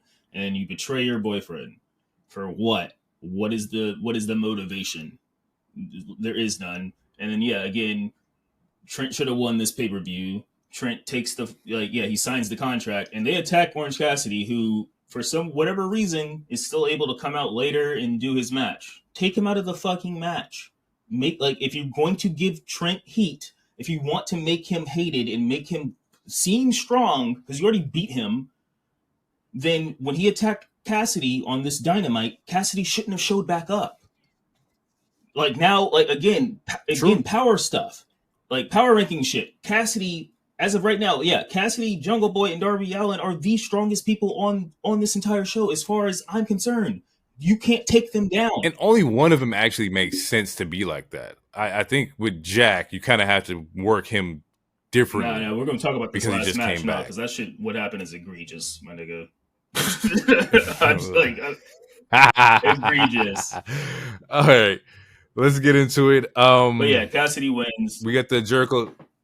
Yeah, Cassidy wins. He's super fucking over and strong. But I think like the storyline that they're going to tell is that with Stat turning on Willow and Orange Cassidy losing his best friend, I think you're going to find something. You're going to find a mixed tag between Cassidy and Willow versus like Trent and Stat at some point. At least that's what I think. I'm not no booker, but I think that'd be interesting. Tony hinted that he wants to add more titles, and one of the set of titles that he would like to add is mixed match. He did, but intergender. We got to worry about the ones that we got right now, and I think he's doing a pretty solid job at that because the people that he just signed all hold the gold right now. Which is what you're supposed to do with top talent anyway. If I'm paying you this much money, I'm paying you this much money so you can bring prestige and like eyes to the division that you're in. Jericho Hook versus Shibata. This is also a collision match that we could have had. Not saying it was a bad match, but just like placement of this didn't really make any sense. It was entertaining because we do get some spots to where like people are getting slammed on dice, which it just fits the theme of like Vegas and whatnot. And I don't know if you ever stepped on some dice, but getting slammed on 20 of them doesn't sound very, therapeutic. No, it's not.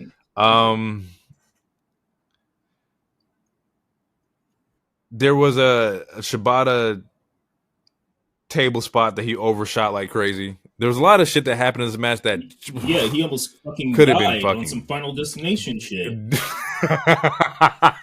That's not funny. It's not, but like I swear to you, bro, I saw that shit and I was like, that's the second table spot in this match that was like could have went fucking bad.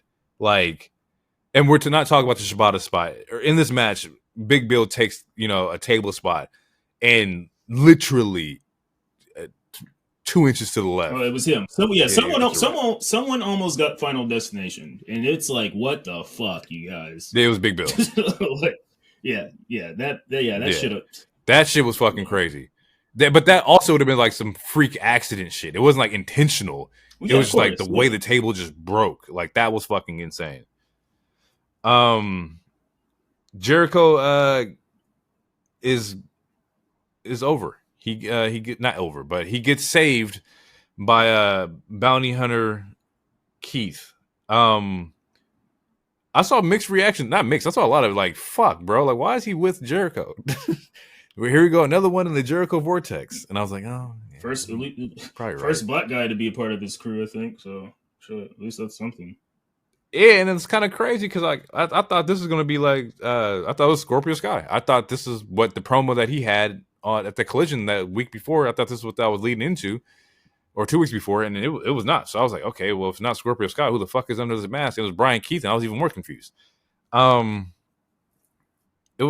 I guess I don't know. He does a promo on Dynamite, and he was like, Jericho's disrespected. Nobody respects him. It was a good promo because he can obviously talk.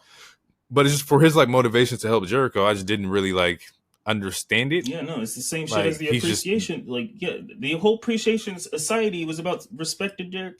Man, bro, if this man.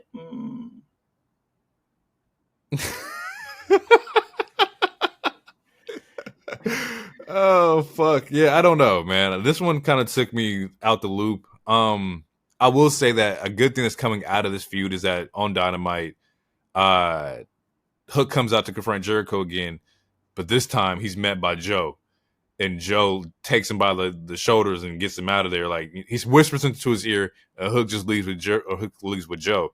So we are definitely getting a Joe Hook tag or stable, maybe Joe Hook Shibata, and I'm okay with that. I think that's going to be fucking dope. I think if there's anybody who can like help Hook out when it comes to like promos and like talking, it's fucking Samoa Joe. Yeah, they wrestle not the same kind of style, but they're very aggressive in their styles of wrestling. Mm-hmm. And I think that Joe is the perfect like teacher for Hook. Yeah, I think this is great. Absolutely. Yeah, we talked about it during the prediction show. Yeah, I'm down for that team. I'm down. We get the Mox Takeshita eliminator match. This pissed me off a little bit, which is wild because these are two talent that I really fucking enjoy. Been on the show, but it's more so. And I'll explain why. I agree with you, and I'll explain why. They labeled this as like an eliminator match, and Takeshita loses. Yeah. So I'm like, what's the purpose of making this an eliminator match with the title's not on the line, and he loses, when you could just make this a title match, and he loses, and nothing, no harm, no foul. That's like, we don't need to label this as eliminator if he loses. That doesn't make any fucking sense. Word for word what we talked about last week. And also, now I have a question, which I'm asking out loud. So I'm not. You don't have to answer this, but if you can give me an answer at some point, that would be great. Has anyone ever won an eliminator match? I mean, whether it was all 5 years, but I mean, for sure, this is in 2024. I don't think anyone has won an eliminator match. What is the fucking point then? I would have to go back. That's a question on the spot. I'm not. Yeah, you don't need to answer that right now or anything. Yeah, if someone else can answer that's fine too. But eliminating matches, like we talked about last week, they're essentially number one contender matches. It's just a different name for it. It's a number one contender match. Exactly. But yeah, it's a number one contender match against the champion. If you beat the champion, then you'll get a title shot. So yeah, exactly everything you just said. Again, this is a pay-per-view, so why are you having a number one contenders match against a champion on a pay-per-view? Makes no sense. Just have the fucking title match. But off a quick Google, the two that did win was MJF when he went off against Takeshita, and Jamie Hayter when she went off against the Bunny. So yes, there has been two people who have won eliminator matches who have then gone on to win, the title. So it's not a complete overshot, but this is last year. They have a history. We have a history of somebody winning. Wait, MJF beat Takeshita? But yes.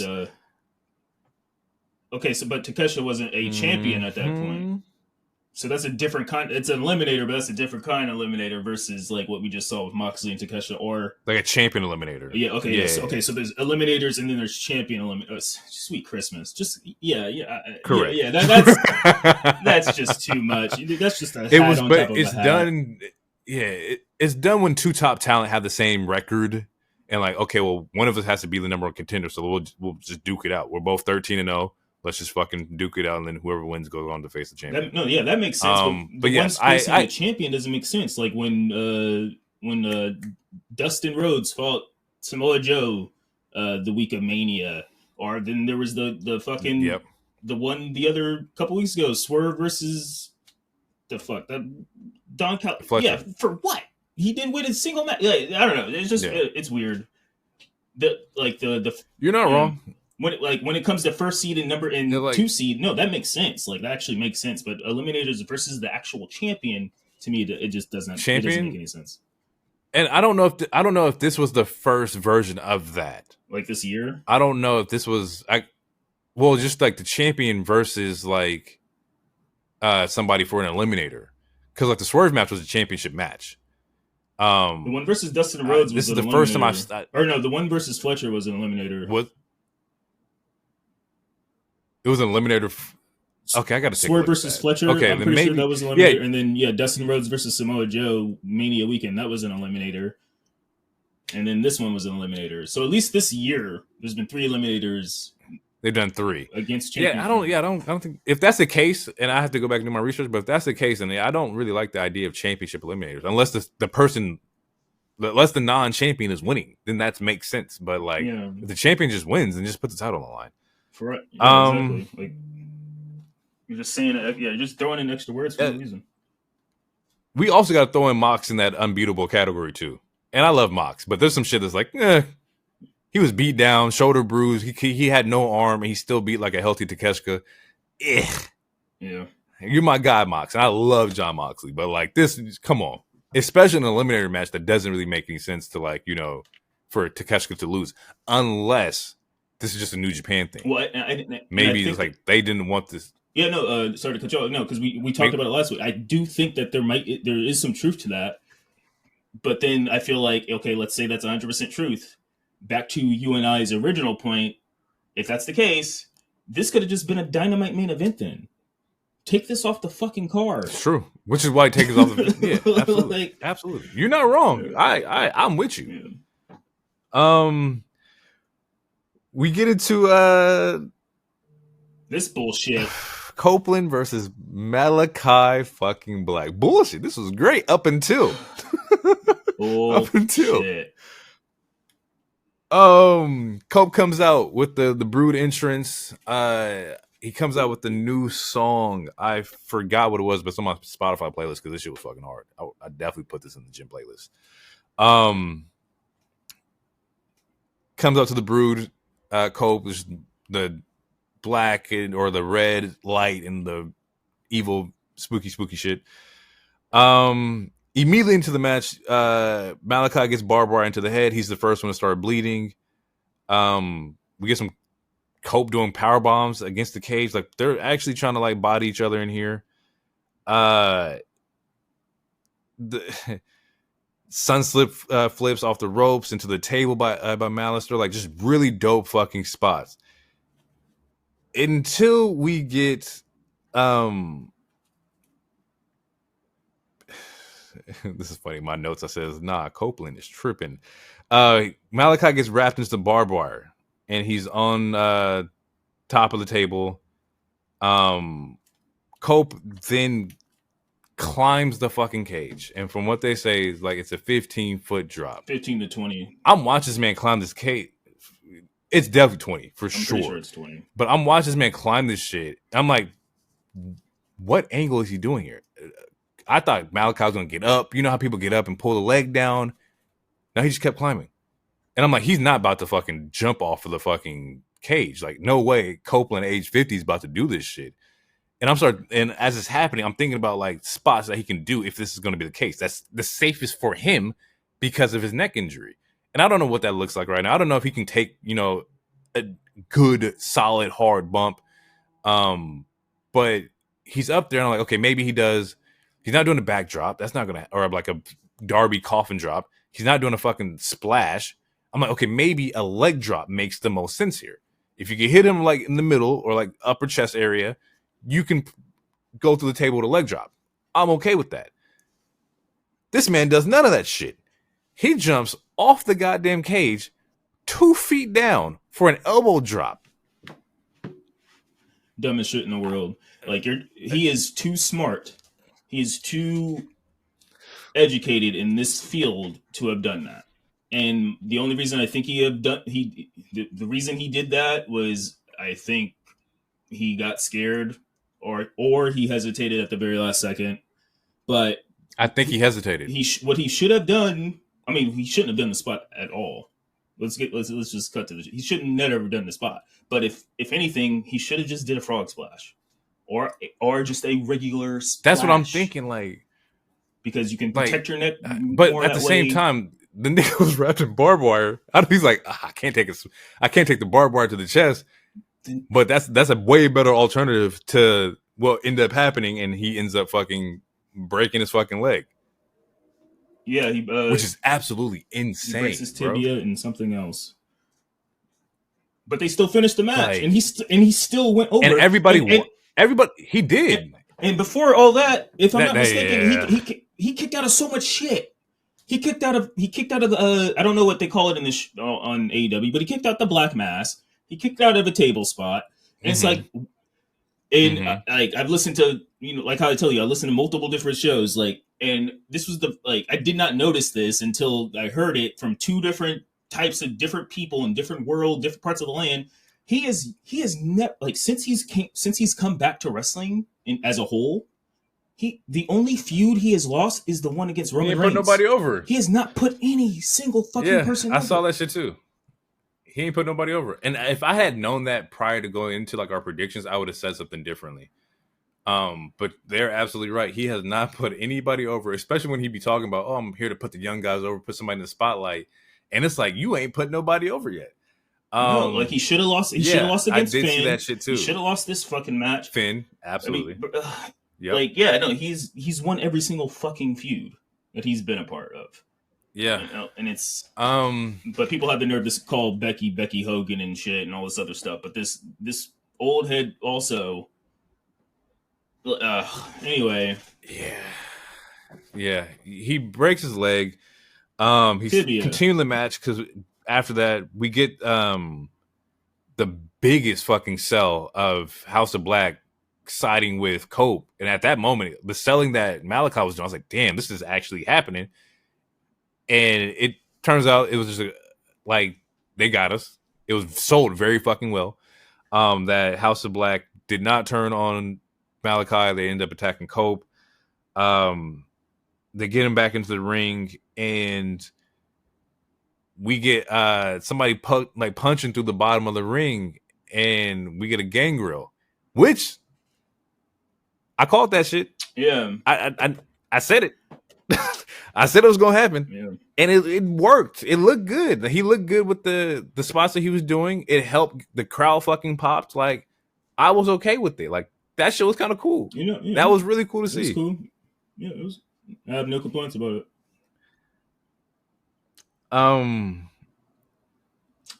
Copeland. Gangrel helps Edge get helps Cope. No, absolutely not. Gangrel helps Cope get the win. In my thoughts is like Cope definitely should have lost, especially after this motherfucker knew his leg was fucked up. Like, you just audible. Unless there's something going on with Alice or Malakai that we don't know, and I don't know. It's that he doesn't win single matches like that. Circuit. He barely gets single matches. That shit was fucking crazy. I told you he was going to win this shit, bro. This is ridiculous. That's heartbreaking, bro. That was trash. In hindsight, I'm glad that they didn't do the House of Black turn, because in hindsight, it would have been stupid as shit because Adam's hurt now. So you had to go back. Yeah, you have to go back on that. Yeah. Unless they found out in the ring. Unless they found out, like, when they came out, ref whispered like, yo, he broke his leg, don't turn. Which is audibles that could have happened on the spot. Just let Malakai win and he can lose it next week or something. But now we're going to have another fucking tournament. Yeah.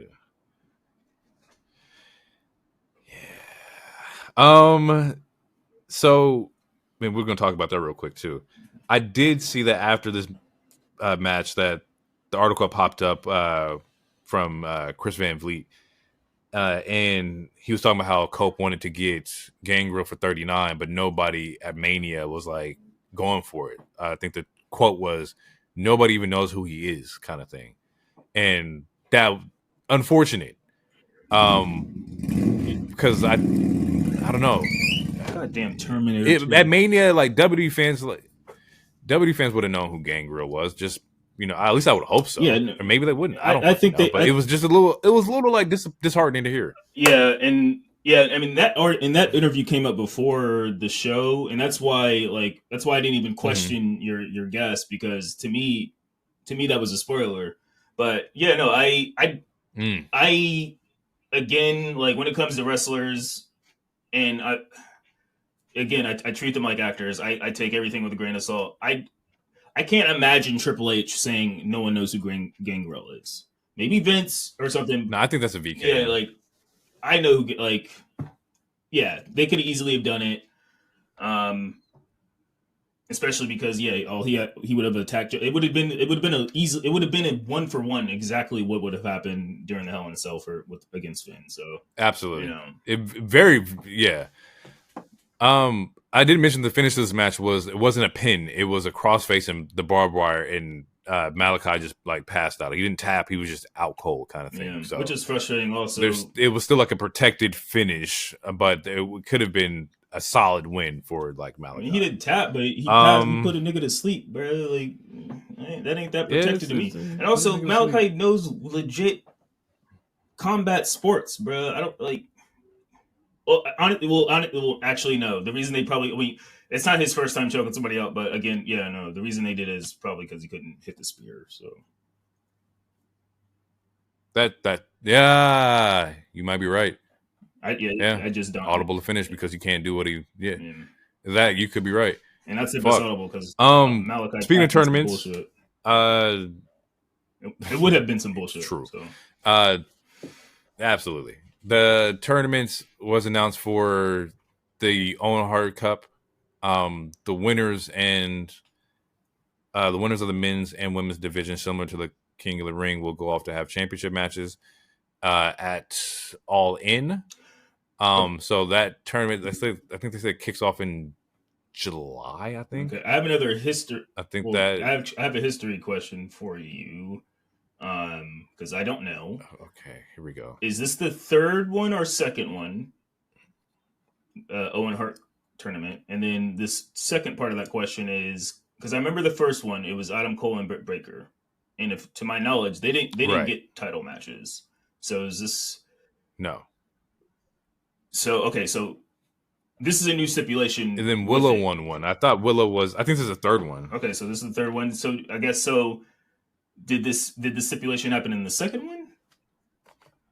You don't have to answer this right now. I don't want to have dead air time or nothing, but I don't. Yeah, because I don't remember the second one at all. Second one was Ricky and Willow. They're the one they won last year. Ricky beat Punk, and Willow beat Ruby. Okay, I don't. Yeah. Okay, I don't remember. Well, I don't recall Ricky ever having a AEW championship match, so I'm gonna say this is a new stipulation then, until someone corrects us. Which is probably which is cool. I know. It's better than just getting. I don't want it to be like they do it the week after WWE. This is how it should be. Tournaments should come with stakes on both sides. If you are in this tournament, we should have winners that go on to challenge champions. What? Otherwise, what's the point of having this? Wait, are people saying that, like, oh, they're just copying King of the Ring?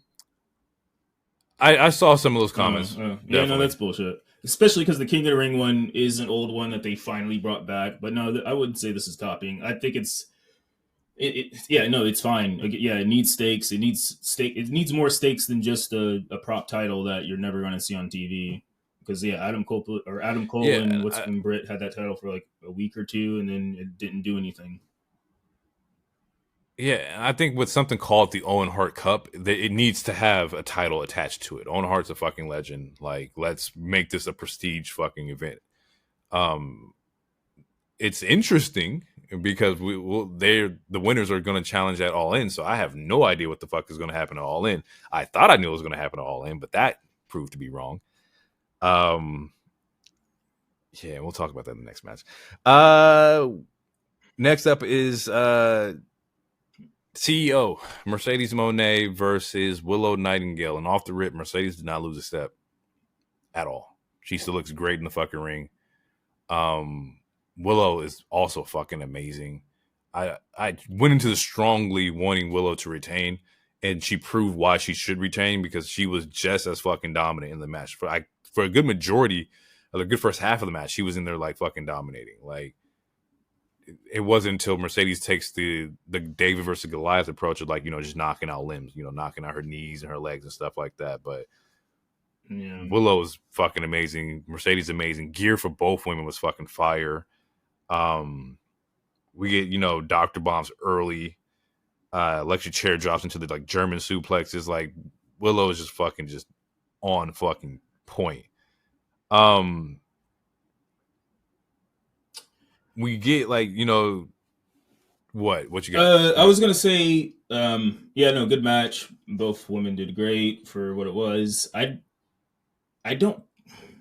To me, it doesn't seem like they have the greatest chemistry. It's not like they don't have any chemistry, but I don't think they have the greatest chemistry.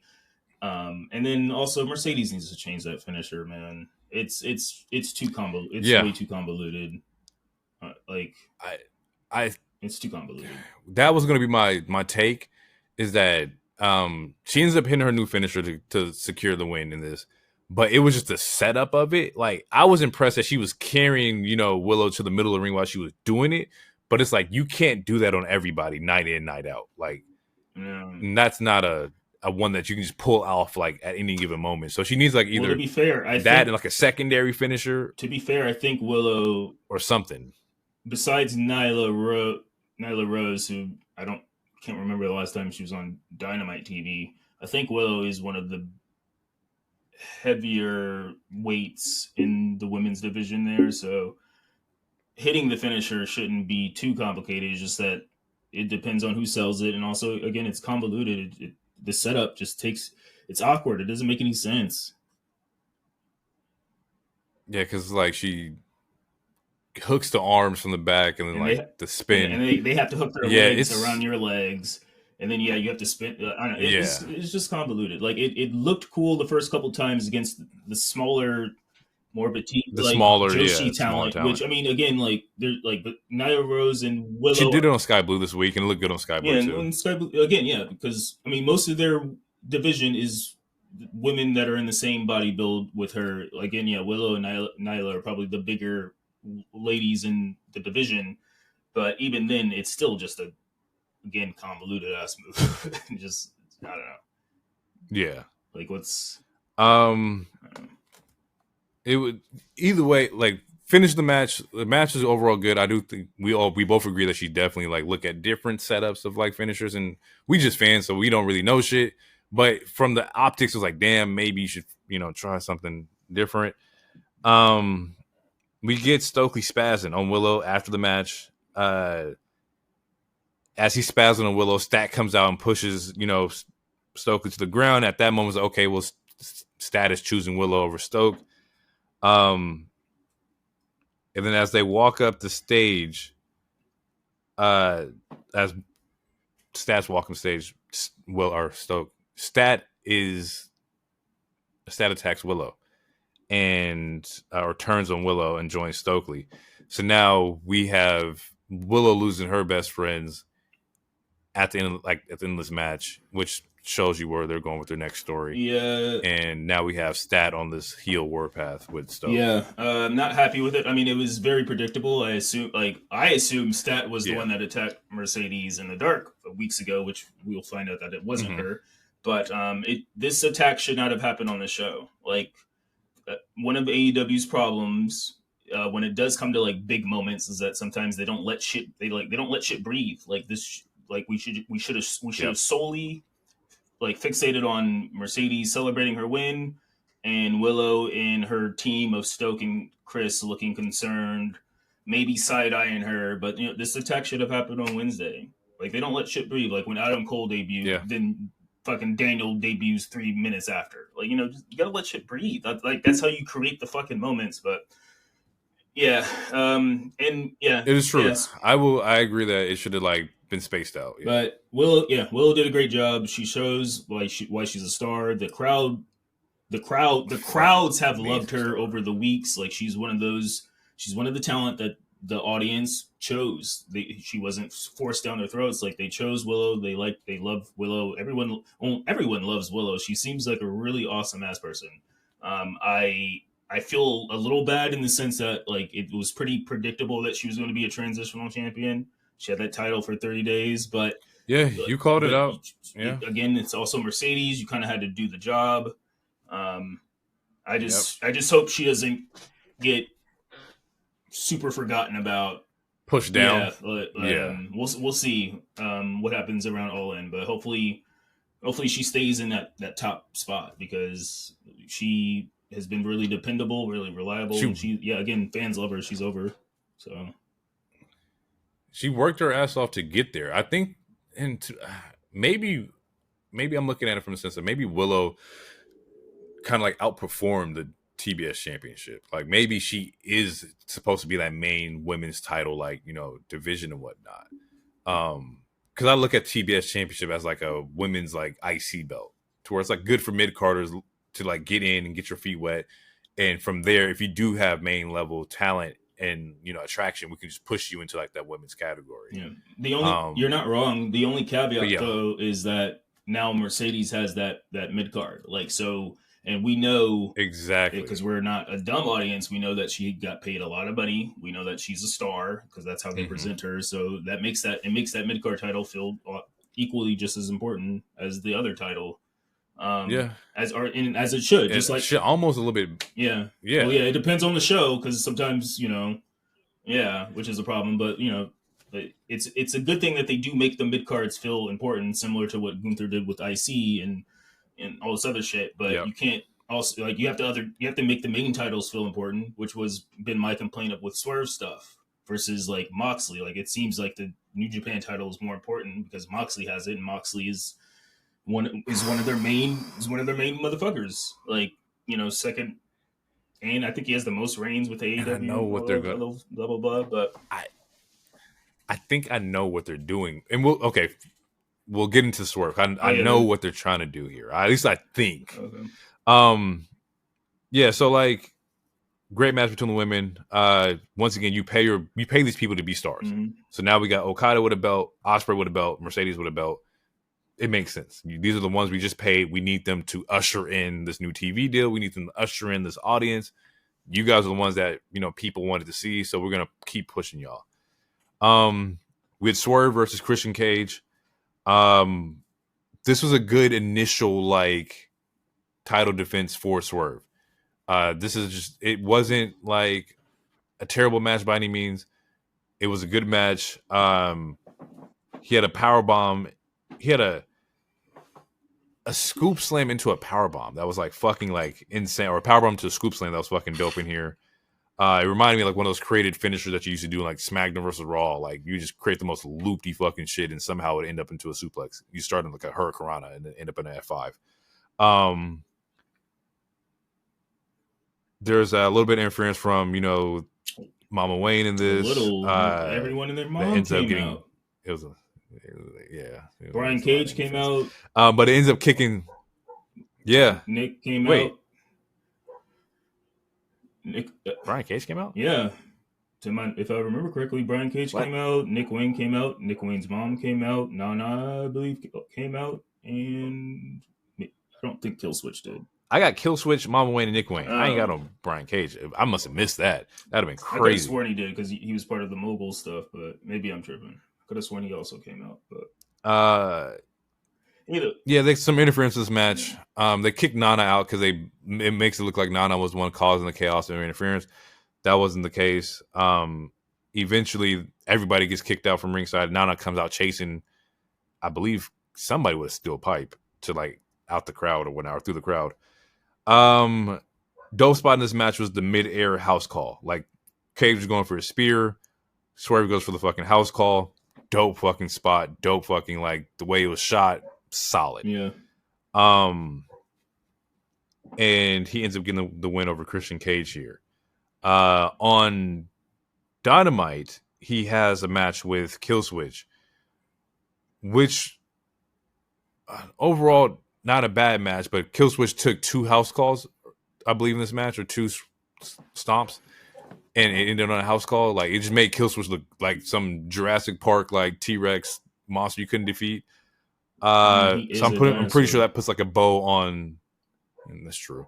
It puts a bow on the patriarchy like angle. Actually, I know it does, because we find out that Will Ospreay will be fighting Swerve at Double or Nothing. Before I talk about it, I want to know. I thought we just watched Double or Nothing. Or my bad, Dynamite. My bad. All right, they're at Forbidden Door. My thoughts. This is stupid as shit. Wait, you talking about the Will Ospreay title match against Swerve, right? Yeah, no. Will Ospreay, Swerve, Forbidden Door. Stupid as shit. So yeah, no, again, Will should never have been in that match. Doing this match, I don't. A problem AEW has, they like to rush to the dream matches. Like, this is something you guys could wait for. It seems like they're not doing title for title. It seems like it's only going to be for Swerve stuff. So now we're in another predicament. Like, are you going to piss off the fans and have this end with like a DQ or some shit, or do you beat one of these people? Is Will becoming a double champ, or does Swerve solidify himself as someone who's better than Will, even though, how the world feels about Ospreay, like Ospreay's supposed to be the new Goku in this bitch. Like, so is Swerve going to beat Ospreay, or is Will going to be a double champion? Now that MJF is back, I can see the argument to whoever is the champion. You could have MJF fight them at Wembley. I can see that argument, but I feel like you could have that argument without this particular match happening. Okay, so when I saw it, very confused. Dope fucking match, by the way. The Casino Royale. Shout out to Leo Rush. Leo Rush came back, and he was in that. I think he also wrestled on Collision tonight. Yes, I think against Roderick Strong.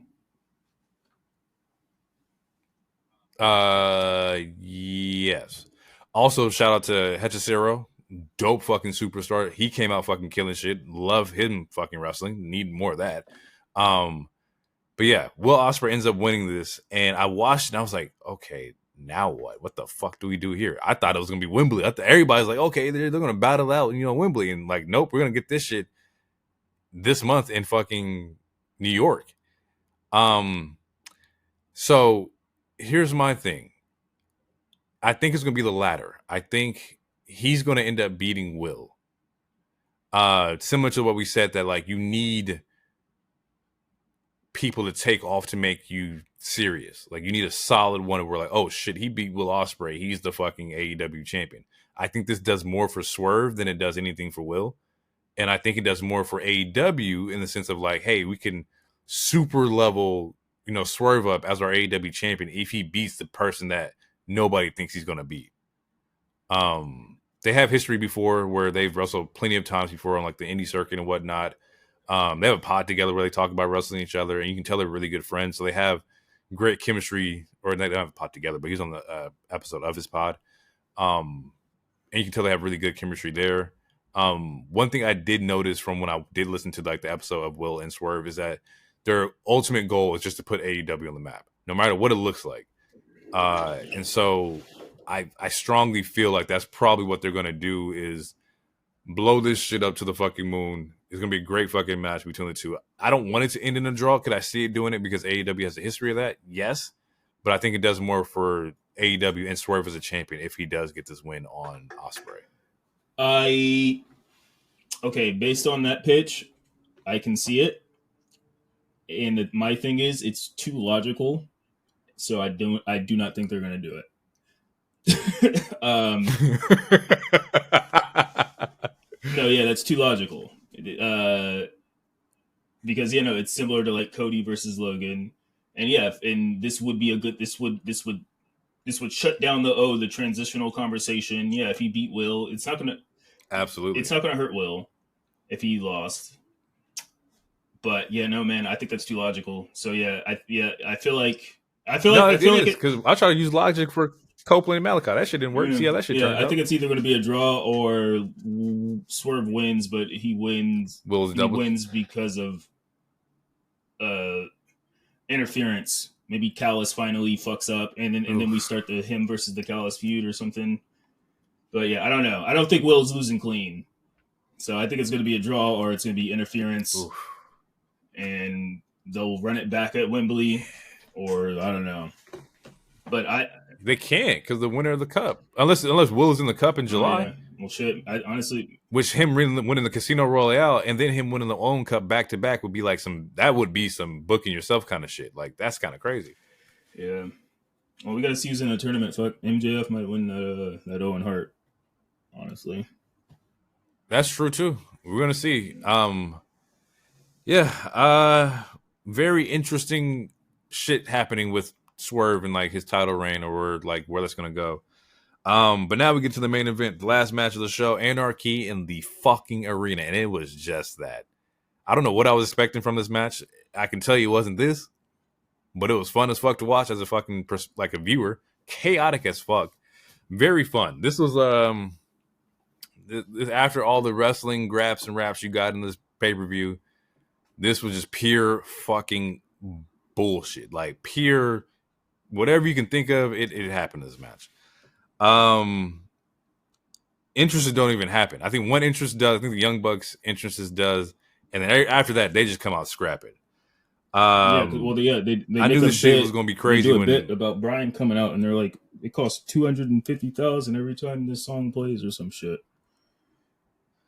Or Well, was that no, last that week? was because no, that was this week. But the spin on that was uh they're in the Matt's in the crowd and he's like, play the hottest song, which is like their entrance song. Daniel's like, don't play this dumb shit. Play the best fight song ever, and they play Final Countdown. And that was the bit where like it costs us $200,000 every time this song, plays. So it was dope to see. Like, it would remind me of like some Will Ferrell fight scene. Like, just it doesn't make any sense. Final Countdown's playing. People are drinking beer at the fucking vendor. Darby got on a mask full of like made out of thumbtacks. I'm like, oh fuck, this is about to be one of those. Um, it's just overall fun. We get coffin drops out of the crowd. Okada calling out Rainmaker Drive, literally like it's out of a Will Ferrell film. During this match, we see Jack Perry get dunked in like an ice bath. And I was like, okay, that's kind of interesting. Like, why the fuck did you just dump him in water? Like, all right. And so he's in this bit with Darby backstage where they're fighting, and he throws Darby into like this pile of like just trash or whatever, and takes a truck and like runs over the pile of like fucking debris or whatever, symbolizing that maybe Darby got hit By a fucking But bus. it's also funny because it's a spin. Exactly, it's a spin on Darby getting hit by a fucking bus. That shit was funny. He didn't get hit, but From kayfabe here wise, we until he get shows back up, kayfabe wise, he should be dead. I just want to, yeah, absolutely. just want to reiterate that. Kayfabe wise, he shouldn't get back up. Spoiler: he does. Oh, Part of my problem. But continue. oh Continue. yeah, he gets up. He there's some spike pile drivers from FTR. I put on the note. I said everybody on Team AEW is bleeding right now. Like even Daniel's bleeding, and I don't think you see Daniel bleed a lot, but like this motherfucker was busted open. Somebody ends up biting fucking Okada's finger in this. Oh, Cash. They end up dragging Darby through the elevator in the middle, like their entrance. and it's looked at like, okay, Darby is fucking gone. He's put on an elevator. Cool, whatever. While this is happening, Jack is nowhere to be fucking found. He is assumably knocked out, or he was knocked out, kayfabe wise, from the crash into the fucking trucks in the back. As this is going on, and we see that Jack is going through backstage, and he finds TK and drags TK out. You know, just symbolizing more of the "I don't fuck with you" kind of thing, and I'm gonna fucking fuck you up. As he's dragging TK out, Darby comes back up the elevator, and he has the fucking flamethrower in his hand, similar to how Dynamite ended last or the week before that, the fucking flamethrower. And I'm like, there's no way in hell anybody's getting lit on fire. No possible fucking way. And sure as shit, Jack gets set on fire. And I should have known this, because while the spot was getting set up, the Young Bucks are next to like big ass fucking fire extinguishers, like just abnormally large fire extinguishers, and kind of like placed next to the entrance, which I was like, that's kind of interesting. Why is that there? Oh, fuck, they're going to light this man on fire? Shit. And it actually happened. He gets hit up with the flamethrower. He gets lit on fire. Definitely didn't see that shit coming. Didn't think they were going to do it. Didn't think that Jack was going to be the one to get lit on fire. I definitely thought, like, if anybody was going to get lit on fire, it's going to be Darby, the man that survived every fucking thing. And he got taxed to the face and got hit by a bus. The last thing he needs to be doing is setting up. Broken. Okay, so see, that's what you would have said until like, because later he gets hung up. He gets hung up by his feet, and he's just dangling. Exactly, he gets hung upside down. He gets hung upside down, and I'm watching this shit and watching this man like, oh yo, he's trying to kind of blue. He's just dangling there like, hey, we gotta get this man down. So much so that the crowd is like, please help Darby. Yeah, and when your crowd is like, yo, get him. And the fucking visual looks insane, because while he's just dangling, you got Daniel Bryan getting ready for the the Shining Wizard and shit with the chair in his hand doing the yes chants. And it's like, bro, your dude is dangling up there. Pause, but he's just fucking dying. Blood is rushing to his head. Oh, yeah, that spot was fucking insane. I don't know why you had to hang this man upside down just to kick this man in the face with the thumbtacks from the Reebok pumps. Yes, so Darby is hanging upside down. He got kicked in the face, and I was just dangling there. Yes, chance for happening because Daniel's going for the finish on Jack, I believe. Or no, not on Jack. I can't remember who the finish was on. But somehow Jack comes out of nowhere with, I believe, like his version, like the knee kick or the knee strike of the Shining Wizard or something like that. And that's how he gets the win. Jack ends up with the pin on Daniel Bryan. Stupid. Makes no sense. I have no problem with the fire spot as a whole. Setting someone on fire, I saw a lot of people upset at that. I did too. So I'm trying to. I would like to be very clear and transparent. Setting someone on fire, I'm fine with that part. I'm fine.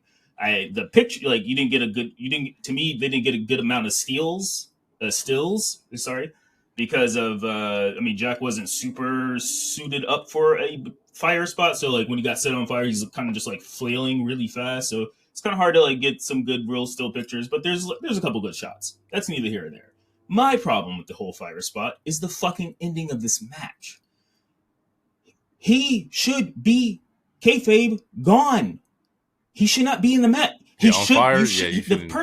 Someone who is set on fire shouldn't be the person that gets the fucking win. He should be kayfabe dead. Him and Darby both should have been out of this match. Darby should have never been hanging upside down. They should be taken out of this match. So again, talking about power stuff. Honestly, Jack Perry should go after Swerve right now. He got set on fire and won the match. He didn't just win the match, he got the pin. What the fuck? The man was set on fire. Yeah. He was set on fire. You're not wrong. But that, like, it just alludes to, like, even more so of, like, the anarchy part of it. Like, none of this shit made any fucking sense. Like I said, it reminded me of a Will Ferrell fight scene. So, like, it was just the most random fucking shit happening at, like, the entire match. Entertaining? Fuck yes. Reasoning? Throw it out the window. There's no fucking reason. You can still have this anarchy match and still tell a story. If someone gets hit by a bus, they should be out. Now, they dodged it, and they say they dodged it. Okay, fine. He dodged the bus. He still gets fucking double super kicked with tacks in his face, who he just had a broken nose because he real life just got hit by a goddamn bus. But the other thing, you had Jack Perry, who was the person who ran the bus into something. That nigga was he was concussed, unconscious in the driver's seat for a while. Then he gets set on fire.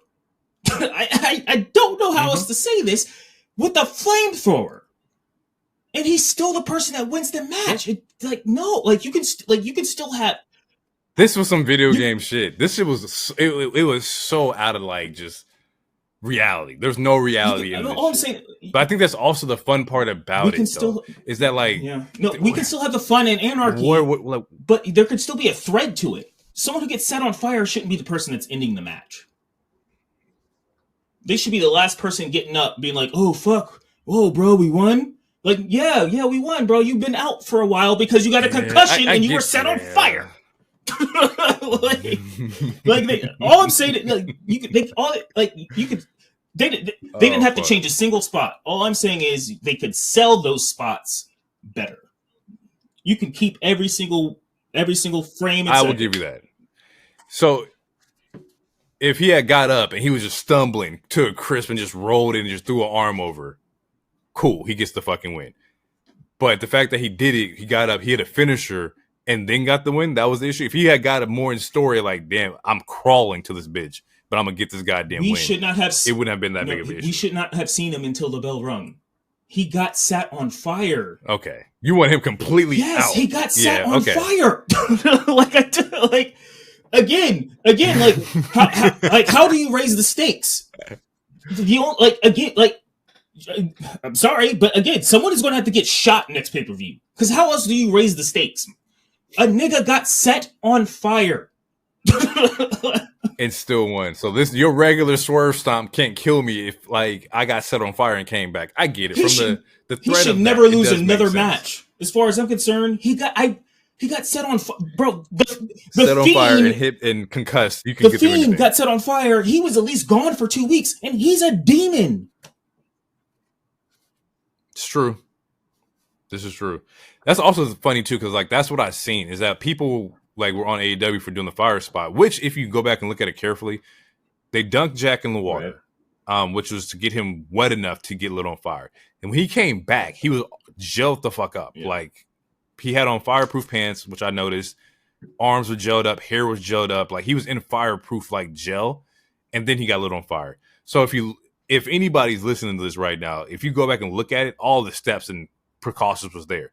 And then I think the Tuesday afterwards, it came out that he was doing fire stunts. Like he was doing this while he was not wrestling in AEW. He was doing like live fire like stunts and shit like that. So he's been training for this since last year at least. So this wasn't like an unfamiliar spot for him. That's great. That's all fine. But I'm talking about story. That's, again, I have no problem with the spot. And I'm not going to be like, oh, well, the story wise, it didn't. I hated it, but I'm fine with the Fiend being set on fire. I'm fine with both characters being set on fire. It's the story. It's how, like, again, he should not have finished the match. He should be out. Okada should have got the pin. Yeah, that would have, yes, because they fought twice already. That would have made way more sense to me. Yeah, I get you. I can rock with that. I have no issue with Team Elite winning. I think it does more for them. Won. I think you'll find another resurgence of somebody. Yeah, they should have won. I think you're going to find another resurgence, somebody trying to step up to them. This leads into Dynamite where they try to give the belt to which Jack. They should have. They're like, well, we don't have anybody. I think so too. I think you should have just gave it to Jack instead of doing like the tournament angle. But yeah, they try to do the angle to just give Jack the belt. Christopher Daniels come out and say he's an EVP by way of Tony, which or interim EVP by way of Tony. So I don't know how that makes any sense because you're not actually replacing. I mean, he is He replacing got Kenny. fake. He I got don't fake fucking know. fired, and he got fake rehired, and now he's a Rehired, substitute intern. Now he's an interim EVP, and now he's making calls and shit. So should have gave Jack the belt. I think it would have been better. You want the Elite to have all the gold right now anyway. If you're doing story shit, it just makes the most fucking sense. But yeah, I mean, they didn't have to give it to him in the sense of like what happened with Triple H when Eric just gave him the belt, but he could have just won it. We don't need it. We didn't need another fucking tournament. And like he got set on fire. So again, like what can stop him? He bet dog. If he loses a single match regularly, I might rant. I'm sorry. Like he got set on fire. He gotta lose to a pin sometime. No, he needs to lose. We gotta put a timestamp on that. He needs to lose to a fucking bazooka. I just watched him get sat on fire. I can't wait for the day where Jack loses to a roll up. When Jack gets rolled up for the pin and loses, I know you're gonna be like, "Hey, there's no way this shit makes any fucking sense." Oh man, yes. That was Double or Nothing. I checked it out. Dope. I loved it. If I give it a rating, I think I give King of the Ring like a 4 out of 5, and I would say it's probably somewhere around there, maybe like a 4. 3.75, somewhere around there. Just because of length, like it was really long, long pay-per-view, and some matches didn't need to be there. So I think I'll say like 3.75 because King of the Ring overall had good matches. I just didn't like the finish of like the last one. Hopefully, with the more pay-per-view, they need to stop having 12 matches per show. There's two for sure matches that could have just been on Dynamite, and there's one match that didn't even need to happen. So yeah, or just fill out the pre-show. The pre-show only has 2 matches, and it's an hour. Like 30 minutes of it is just them talking about the pay-per-view. You could use another 30 minutes and just do an hour and a half of matches, and then 30 minutes of just heading into the pay-per-view.